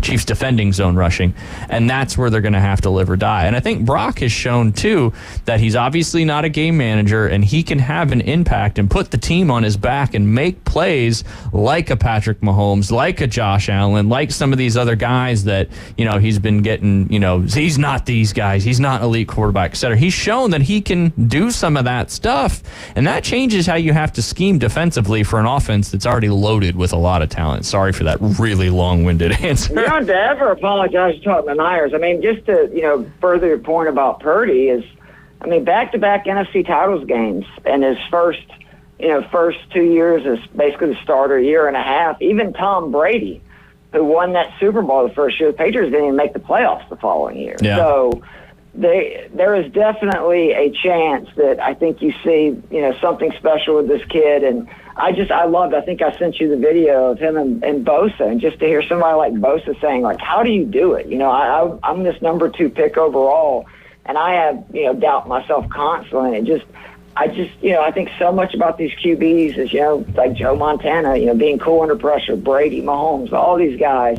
And Purdy has that, like, quiet chip on his shoulder, and you can tell his teammates believe in him. And I think it's huge that they had those 2 big come-from-behind wins in the first 2 rounds of the NFC playoffs, or the last 2, because, the team all believes that they can come back and win. We've been here before. It doesn't matter to where, before those 2 games, I would be afraid if you guys got down even a touchdown early. So I think that's going to be a big part. I've got a ton of Super Bowl stats and trends if you guys want to go through these, and we can, dive into more of them if you want to as we go through, or, just kind of zoom through them, whatever you guys want to do. Let's do it. Let's end it. We'll get, if Jay gets excited, he'll chime in. Yeah. That's what I love to hear. Nothing more than when Jay's half listening and he wants to make a point. So half listening is that's a little gracious, right? Oh, I love Jay. He's half listening. The Chiefs have played the Niners 15 times since the Chiefs joined the NFL from the AFL in 1970. The Chiefs own a 8-7 one-game lead head-to-head. That is due to their last, that Super Bowl matchup in 2019. The bad thing is the Chiefs have won 4 in a row. The last Niners team to beat the Chiefs was in 2014, but they are overdue, Ryan, is all I look at there. That's exactly how to look at it. The Chiefs have never faced the 49ers with both CMC and Brock Purdy playing, which is obviously a big deal. A lot of attention is being made about the Chiefs tight end with his girlfriend Taylor Swift. I hear she's in music, but this game features arguably the best 2 tight ends in the game today. While obviously Kelce deserves all the praise, don't forget Kittle was the only tight end this season to surpass 1,000 yards receiving. He had 6 games of 80-plus yards. Now, Kelce and Mahomes have done a lot to basically remind everyone why they are those guys, In the first 3 playoff games, Kelce has surpassed Rice's postseason reception total with 152. And if that wasn't enough, the two also connected for their 15th touchdown pass, surpassing Brady and Gronk. But Kittle can make, in my opinion, just as much an imprint on this game with his superior run-blocking skills, opening up lanes for CMC, Debo, even Purdy. The KC defense has been vulnerable to the run this season at times, and blocking is something Kittle prides himself on. If you need proof of that, watch him just absolutely plant Aiden Hutchinson to the ground. That was glorious. Like he was lining up versus a child in the NFC title game. I enjoyed that as well. The Niners led the league in all-purpose offensive yards at just under 400 yards per game, while the Chiefs gave up the 4th fewest offensive yards on defense this season. As great as Mahomes, Kelce, Reed, and company have been this season and during this whole run, the Chiefs' defense is the unit most responsible for this Chiefs team being one win away from yet another Super Bowl title. We should have listened to David Hayes, who kept reminding us when he kept including them in our top 5. Shanahan is only the 6th seasons as the Niners coach, and they're in the Super Bowl for the 2nd time versus Andy Reid and the Chiefs again. Reid in his 25th season as the head coach is 3-0 versus Shanahan in their head coaching matchups, and Reid with Mahomes is now 14-3 in their playoffs in 6 consecutive seasons. Before the last 2 playoff 49er games, which you mentioned this, they were 1-38 under Shanahan when trailing by 3 points, 0-38 entering the 4th down 8 points or more. The 7-point comeback win versus the Packers, followed by a 17-point win. Thank you for knocking my Falcons for that distinction out of there against the Lions.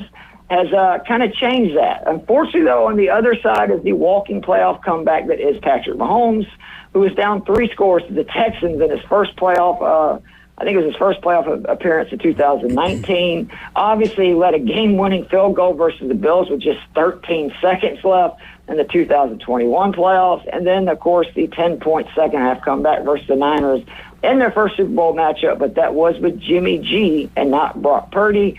I think it's safe to say whichever team is trailing in the second half should believe they can win this game, and that will not be, just wishful thinking. Mahomes has 3 career games versus the Niners. He's 3-0, obviously 1-0 in the Super Bowl, averaging 341 yards per game, 8 touchdowns, and the Chiefs have scored at least 30 points in each of those games. I would be shocked if Mahomes throws over 300 yards in this game. I would be shocked if the Chiefs score 30 points or more. And I'd be shocked if he throws, more than 2 touchdowns. And the reason I say that is the Chiefs have changed their offense. I really believe they understand that defense is the star of this team, and Mahomes and them are just trying to get as many points as they can, control the ball, which they've done really well against both the Bills and the Ravens the last 2 games, and just not make mistakes. Some trends. The Chiefs have won 4 straight as underdogs. Mahomes for his career is now 10-1-1 as a dog, 9-3 straight up in those games. The last 3 Super Bowl rematches between head coaches has gone to the coach of the team who won the previous game. That is not great for Shanahan, but a big thing, teams that have scored first have won 65% of the Super Bowl played. That's 37 of 57. Ironically, though, 3 of the last 4 to score first have gone on to lose the Super Bowl, with the only exception being the Rams versus the Bengals a few years back. Teams that win the Super Bowl are a mind-boggling 48-7-2, covering the spread.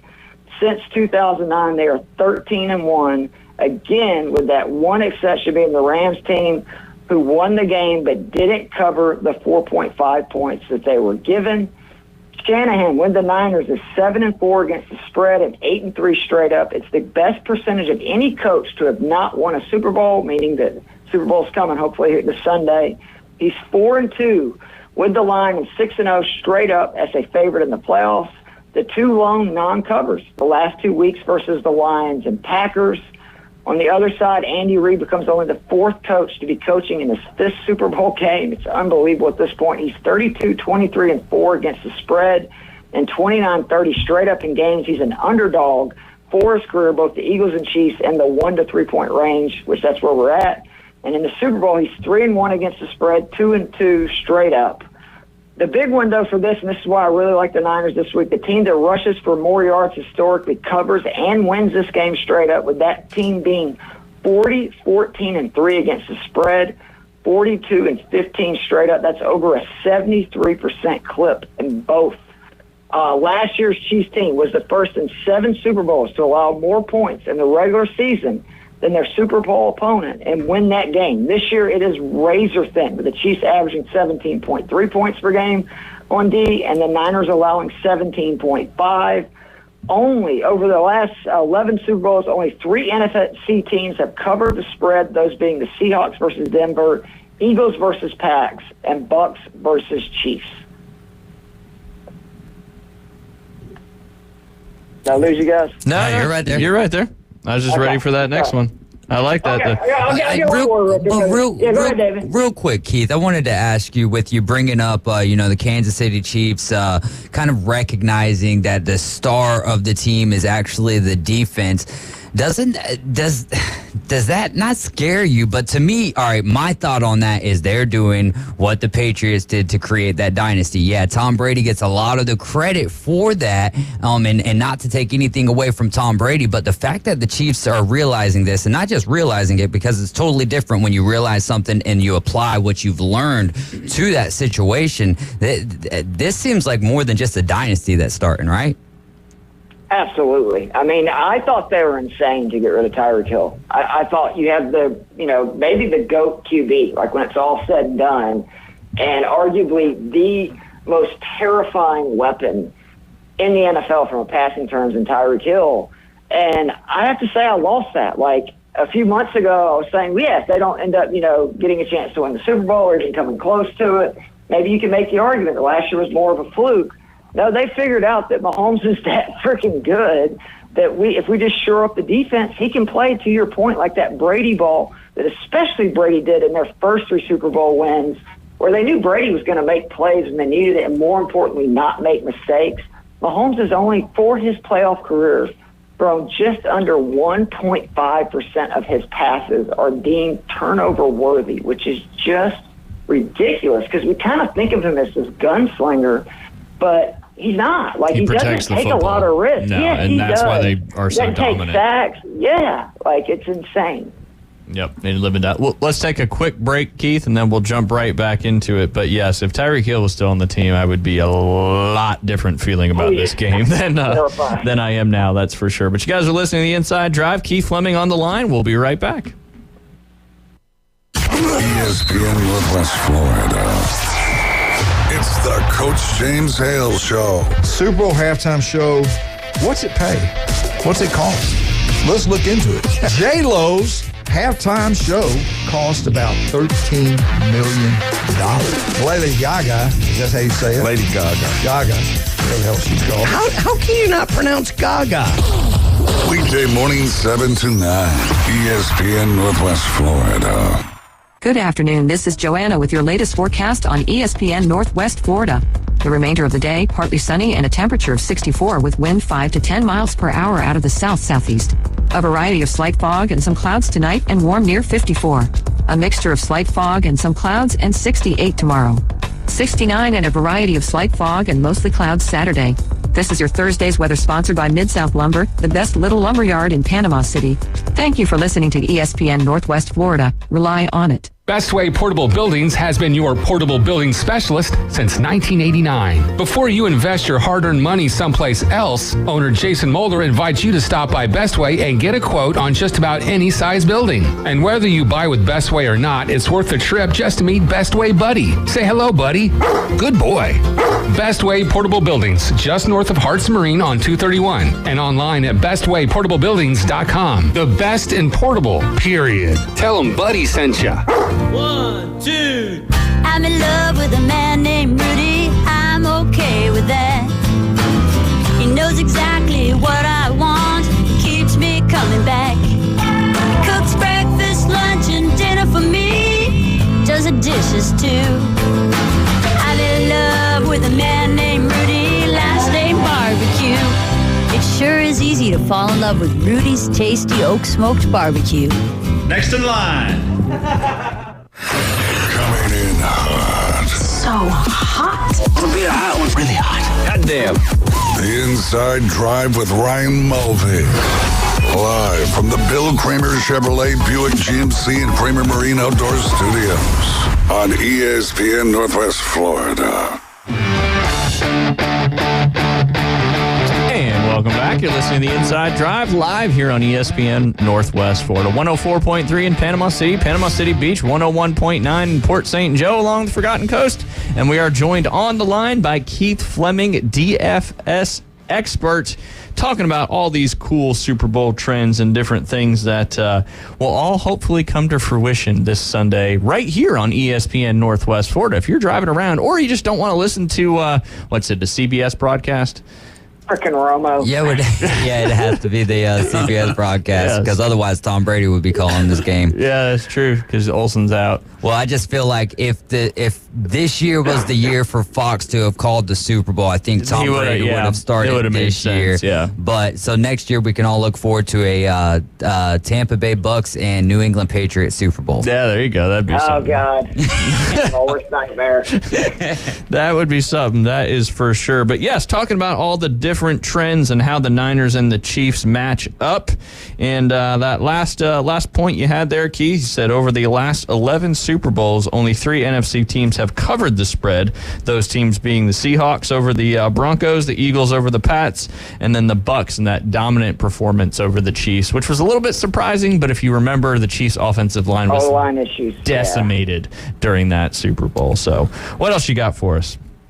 Well, currently, and this is the first number is not surprising to me. 61% of bettors are taking the Chiefs. That should not be a surprise with Mahomes' record and just also I'm sure there's a lot of Taylor Swift bets coming in as well.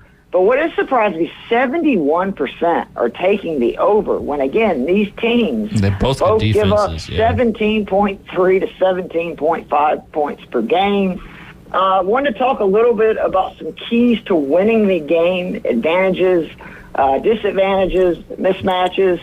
For the 49ers, it's simple. You talked about it. It's running the ball. The Chiefs are a top 10 team, DVOA versus the pass, basically against every metric with the exception of number 2 wide receivers. Against the run, they're mid-20s. Not to mention you talked about the outside zone, which they really struggle with, something the 49ers are best in the NFL. I believe Brock Purdy using his legs. He showed off his wheels in the NFC title game with 51 huge rushing yards and their comeback win. This is something the Chiefs have struggled with all season. They were 27th in opposing QBs rushing yards allowed per game with over 22 yards per. I know that doesn't seem like a lot, but if you think about it, Lamar had some success on the ground last week. Actually was shocked he didn't run more. Allen had a big game rushing. It's a team. Almost every mobile QB has had at least 30 yards versus them. A lot of them have scored touchdowns. Again, I think the Chiefs are going to rely on their defense, running the ball, which has been something the Niners have shown cracks in this part of their defense in the playoffs, to Aaron Jones, Gibbs, Montgomery. And then Mahomes, we know, is playing at another level. We've harped all season, though, how this offense is not as good as the Chief offenses any other year with Reed and Mahomes. But it seems they know exactly what they need to do to win with a defense that has not allowed 30 points this entire season. Mahomes has yet to surpass 270 yards in a playoff game this season. He's only surpassed 275 yards twice in his last 9 games. But he never takes sacks. He rarely turns it over. It's just surprising because this is the same guy who eclipsed 300 passing yards in his first 8 starts in the playoffs.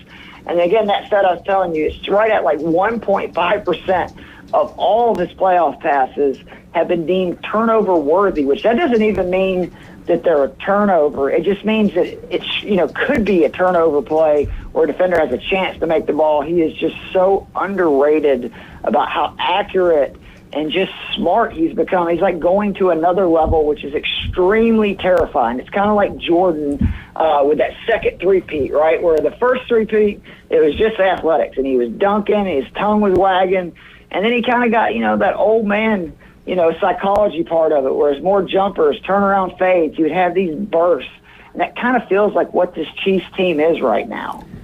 Keith, I just want to know who your better half is going with in this big 49ers-Chiefs game Sunday. I don't know if Nico can give an answer. That's touche. Nico is definitely pulling for my boys, the 49ers. Brittany is as well. I will tell you, though, Ryan, and I keep apologizing. My dad last week pulling for the Lions. I go, Dad, what about Ryan? He's like, oh, sorry, Ryan. Didn't change mine at all. Super Bowl coming up. I like the Chiefs. I go, Dad, Ryan. Sorry, Ryan. Can't root for Shanahan. So you're not going to get him to come to the side. He's personally done y'all bad, so I can understand that completely. But my mom's on your side, bro. My sister is even. I've told her she needs to be rooting for that. I'm trying to get as many Niners fans supporting you guys as possible because, you need all the good juju you can get. A Niners Super Bowl victory would go a long way, that is for sure. And I think there's Absolutely. a lot of people that I know that typically don't root for the Niners are definitely rooting for the Niners now. And I would definitely be in that class. Like I said earlier, I think a lot of people are, because there's so much media attention now, especially around Brock Purdy and Kittle and how candid these guys are. Like unless you follow these teams to a T like I do, you don't hear all this stuff all the time. So now it's out there a lot more. So it's like I was going to say, I don't know. What's the jukebox song, Ryan? That's what I want to know. What are they coming out bumping to? Have they let that out yet? No, they have not let that out yet. That'll probably be a secret right up until Big Trent and Debo come out with the old bump box. But like the other day, you were talking about Brock Purdy's legs, right? George Kittle had an interview, and George Kittle interviews are the best. He's just so funny. He's like, they were talking about Brock and his ability to scramble, and he's like, yeah, Brock runs like one of those little water dragons that gets up on top of the water, and their little feet are patting back and forth on the water and kind of running very loosely and all that. And it's just, so I think that you're just seeing a lot of people, obviously you've got the whole Taylor Swift nation that's pulling for the Chiefs as well, and I completely get that. But then you've got the God-fearing Christian, Mr. Irrelevant, third-string quarterback, had no chance at all, probably barely even got drafted, who's playing, like you said, in his NFC Championship his first year, which wasn't even a full year, and then his second year completely makes it back to the Super Bowl. And I think a lot of people just love an underdog story, too. So, what about arguably the best left tackle to ever play, Trent Williams? Who's never played in a Super Bowl before? That's what I'm saying. I am. There's a lot of Niners I can root for. Like, I love Debo. Awesome. They are. Brandon Ayuk is really an underrated guy. Yeah, so 0-star coming out of high school, played JUCO ball, and then went to Arizona State, got up to a 3-star as a JUCO, and then obviously got drafted by the Niners and developed made one of the biggest catches in Niners history, and they've got quite a bunch of big catches. So absolutely, that one will go down. That's for sure. I've got some prop bets, and then I did a couple of sleeper parlays, which I'll let everybody know exactly what that is. And then I do have an official DK lineup if you want me to go through all that stuff. Yeah, absolutely. We got about 7 minutes to go. All right, the prop bets. Won't go into too much detail, but I do like Mahomes under that 260.5 number at -115. I think that I don't see the Niners blowing them out. I think that's really the only way I see Mahomes and the Chiefs throwing it a lot.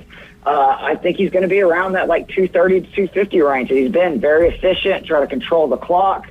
I like Debo's over 76.5 receiving yard line at +205. Number 2 wide receivers have really feasted versus Kansas City Chiefs.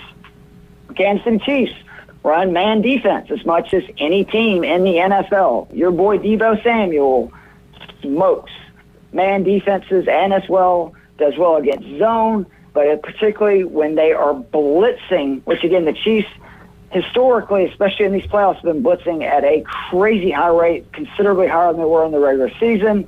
MVS, Scantling, over 30.5 yards. That's another alt line, +185. He's had at least a 30-yard reception in the last 2 playoff games, so that would get you over that number.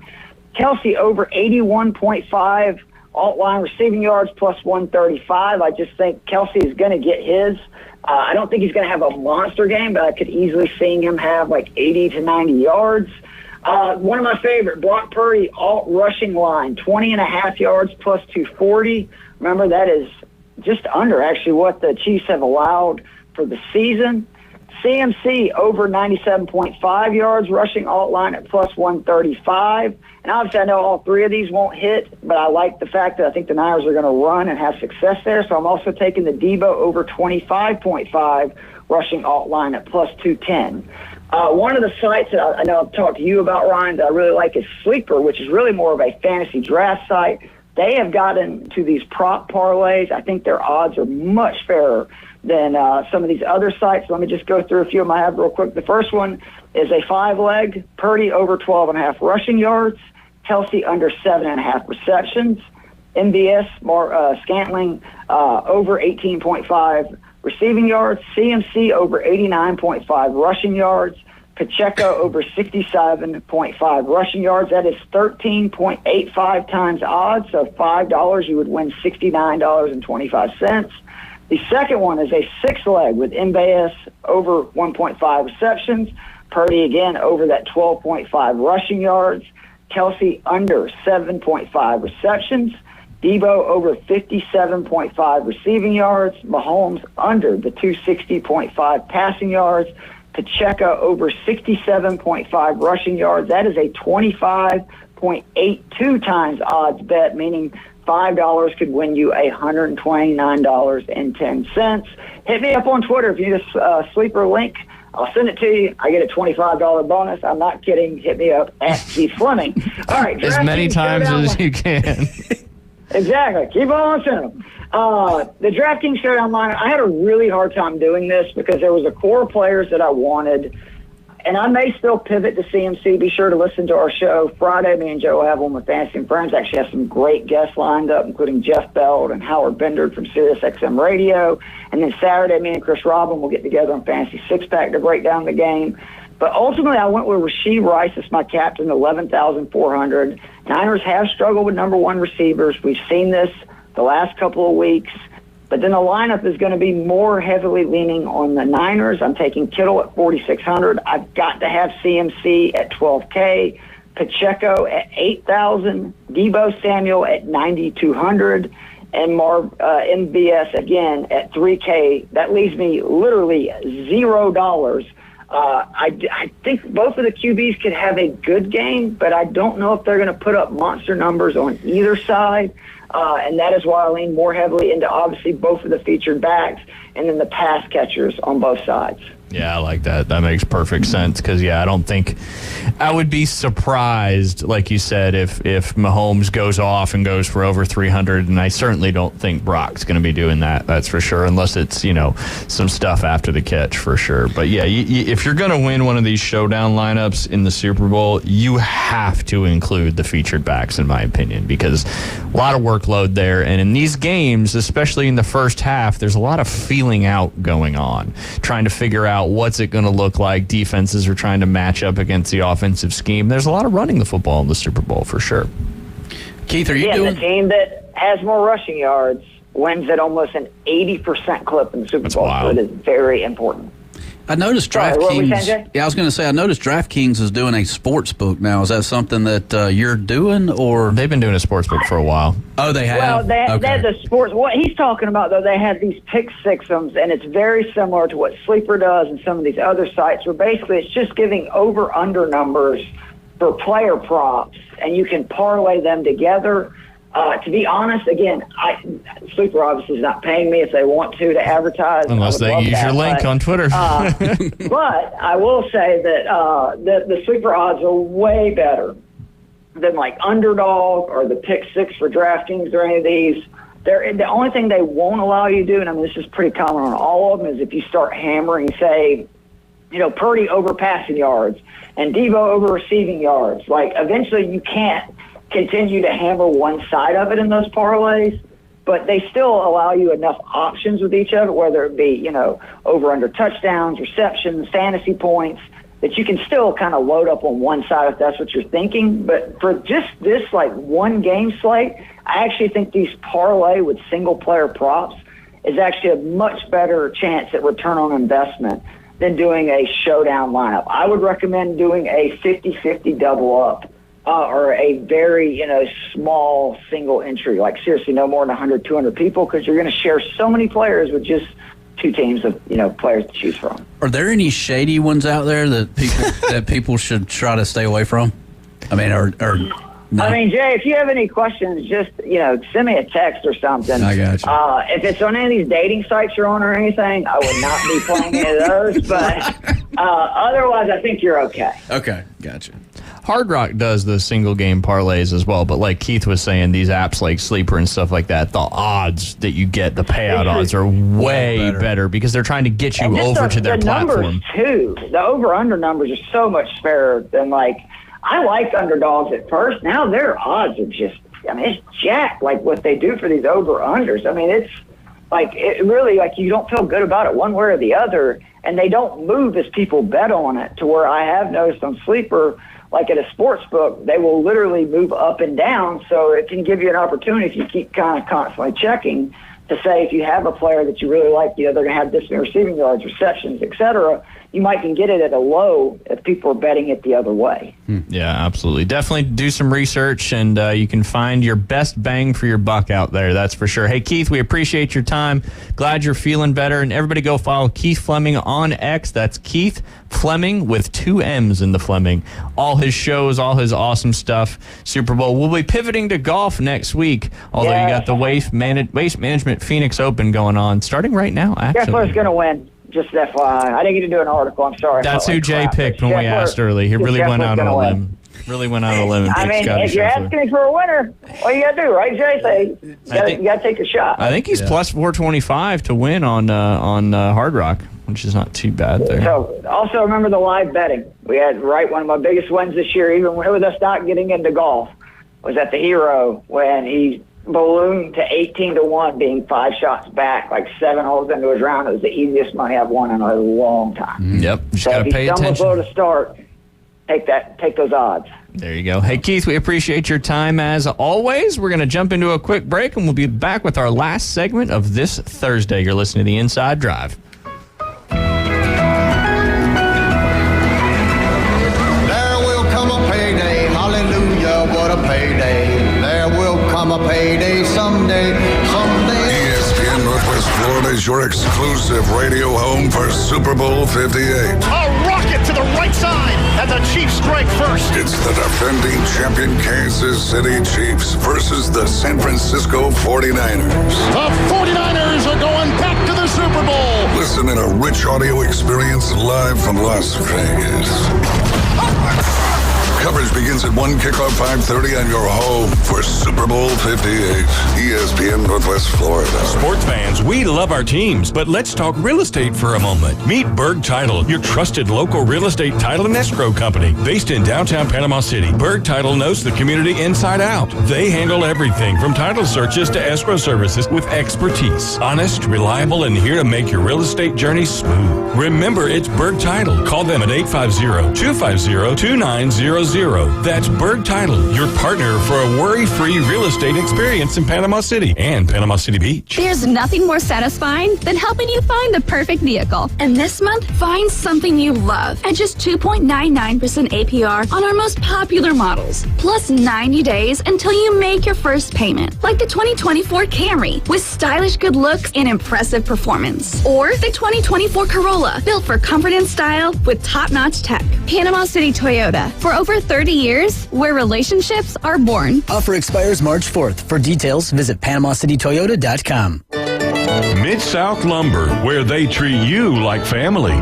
Locally owned and serving the residents of Bay County for over 45 years. See Mid-South Lumber for all of your DIY projects, including windows, doors, siding, lumber, and millwork. Are you building a new home? Bring your contractor in to Mid-South Lumber and meet with a member of their sales team to discuss your framing, siding, windows, and doors. Mid-South Lumber, the biggest little lumber yard in Panama City. 717 West 11th Street.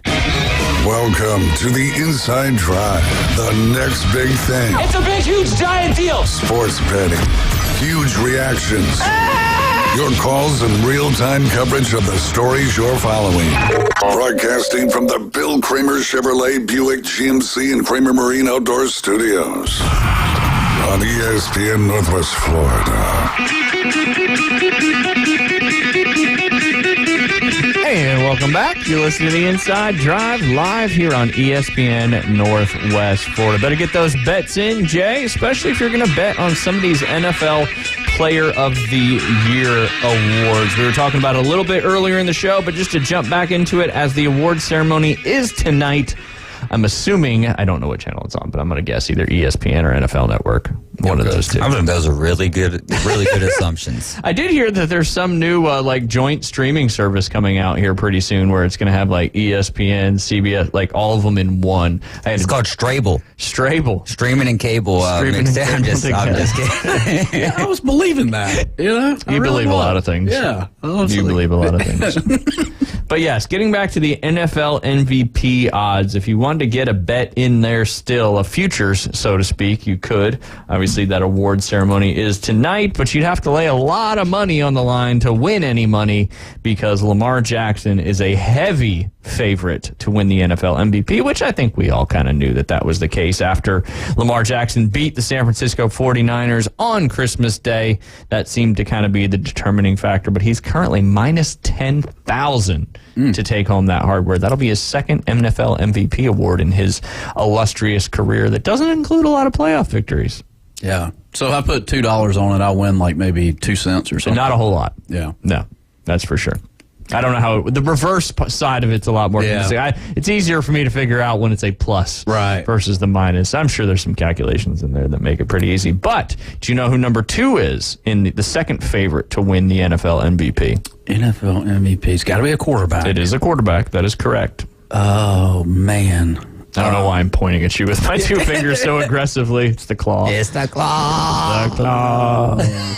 God. We're going to have to put that on as a sounder. And we're having a good show. We'll get both of those We are on having the a board. good show. We're having a good show. It's a hot show. I don't know. My mind's blank. I'd give you a hint, but you'd get it so quickly. Would I? Who do I not like? Dallas Cowboys. So who's number 2? Who? Dak Prescott. Yeah. Currently at plus 1,800. He had a great statistical season, one of the better seasons he's had in his career. They just can never win games in the playoffs. It's tough. And Romo had the same issue. Yeah, he did. So Jessica Simpson. Right, it was Jessica Simpson. Mm-hmm. Right. She was the first Taylor Swift. Oh, wait. And Carrie Underwood, wasn't it? Yeah, I think so. Tony Romo. Wow. I think it was both of them, right? Yeah, Maybe I'm not 100%. I definitely know it's Jessica Simpson for sure. Carrie Underwood, I think, has been with Mike Fisher for a long time. Okay, but I could be wrong on that. I might be spreading nefarious rumors over here. It's okay. I love that word, nefarious. I don't know what that is. It's like false. Oh, okay. Nefarious. Nefarious. Like, you ever watch Minions or Despicable Me? Mm-mm. Dr. Nefario. Okay. That's all I got with that sentiment. So it means fake. False. Yeah. False. Rumors. Yes. Yeah. She's been with Mike Fisher. She's smart. Yeah. She's Nashville hockey guy. Okay. Yeah, they dated in 2007. Did they? Yeah. Oh, Tony. Look at that, boy. My dating trivia is on point, son. Give me a Travis Kelce, Taylor Swift quiz. I'll pass it right now. He's a pop culture wizard. That's for sure. He's number 3 in the MVP. Gosh. It rhymes with 3. At least if you do it by Brock Purdy. Plus 2,500. I was going to go CMC, so I was way wrong on that. I was like, Purdy doesn't rhyme with 3. Yeah, kind of. And then number 4, yeah, it does. Number 4, Josh Allen at plus 3,000.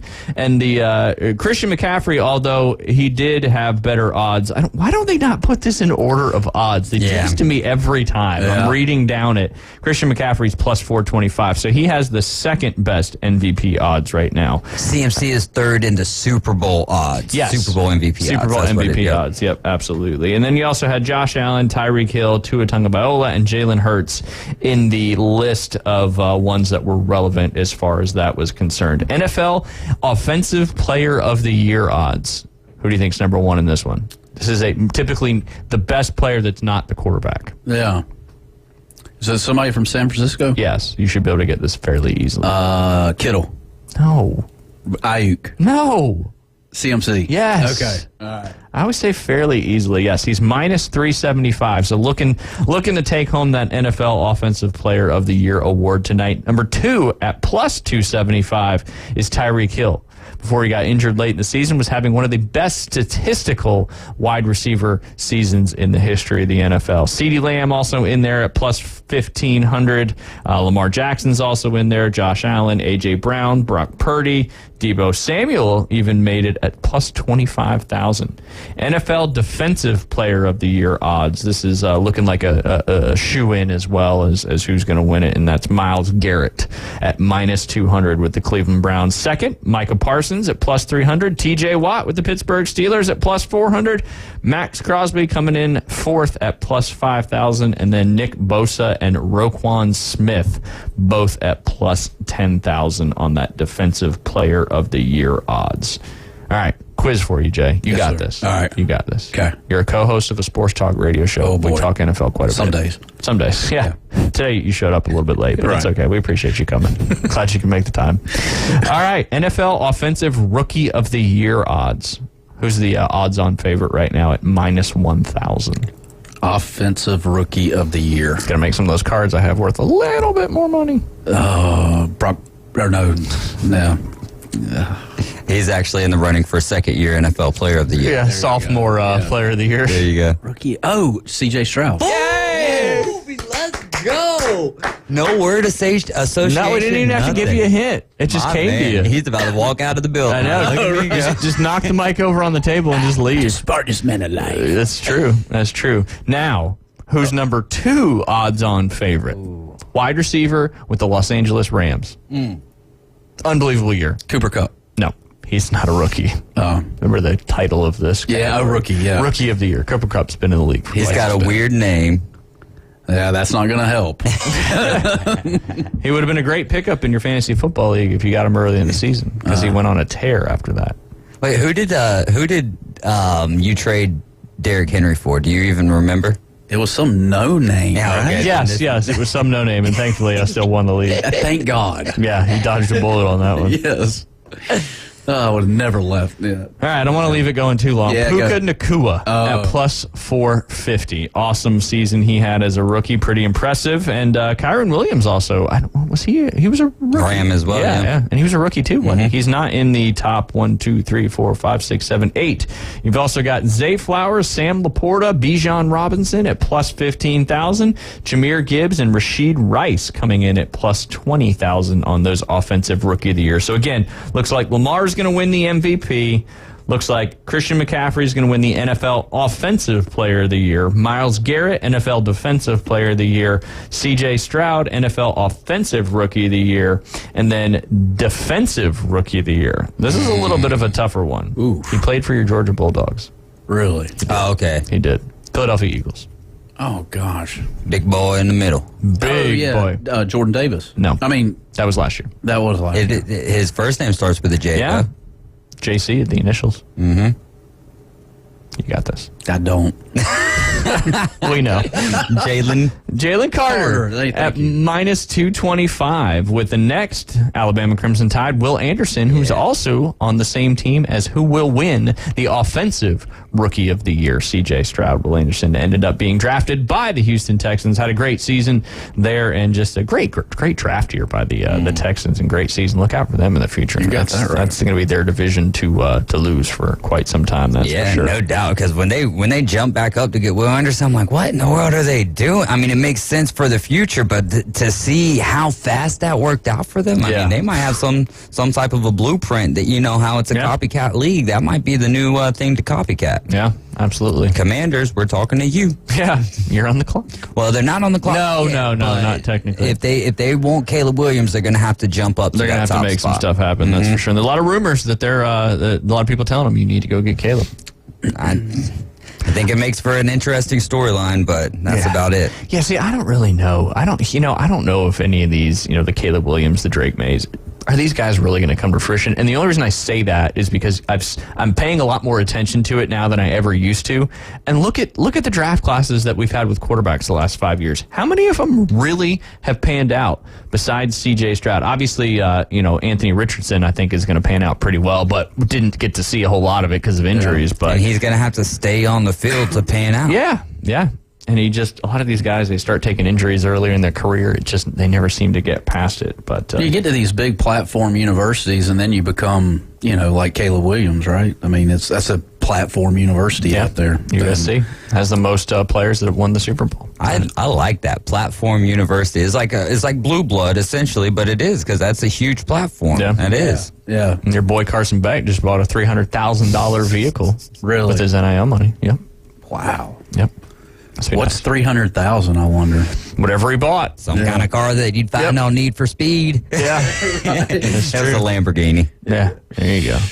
You know, he could have done some things and built Bay County Humane Society a new shelter, but instead he bought a Lamborghini. Speaking Come some on, truth. Carson Beck. Yeah, you got to know these things. Yeah, come on. Right. That's exactly We're right. trying to make that happen. All right, NFL Comeback Player of the Year. This is going to be an interesting one. The odds-on favorite is still Damar Hamlin at minus 300. If they give that to him, they need to get rid of that award. I get it, gotta be. but I don't get it.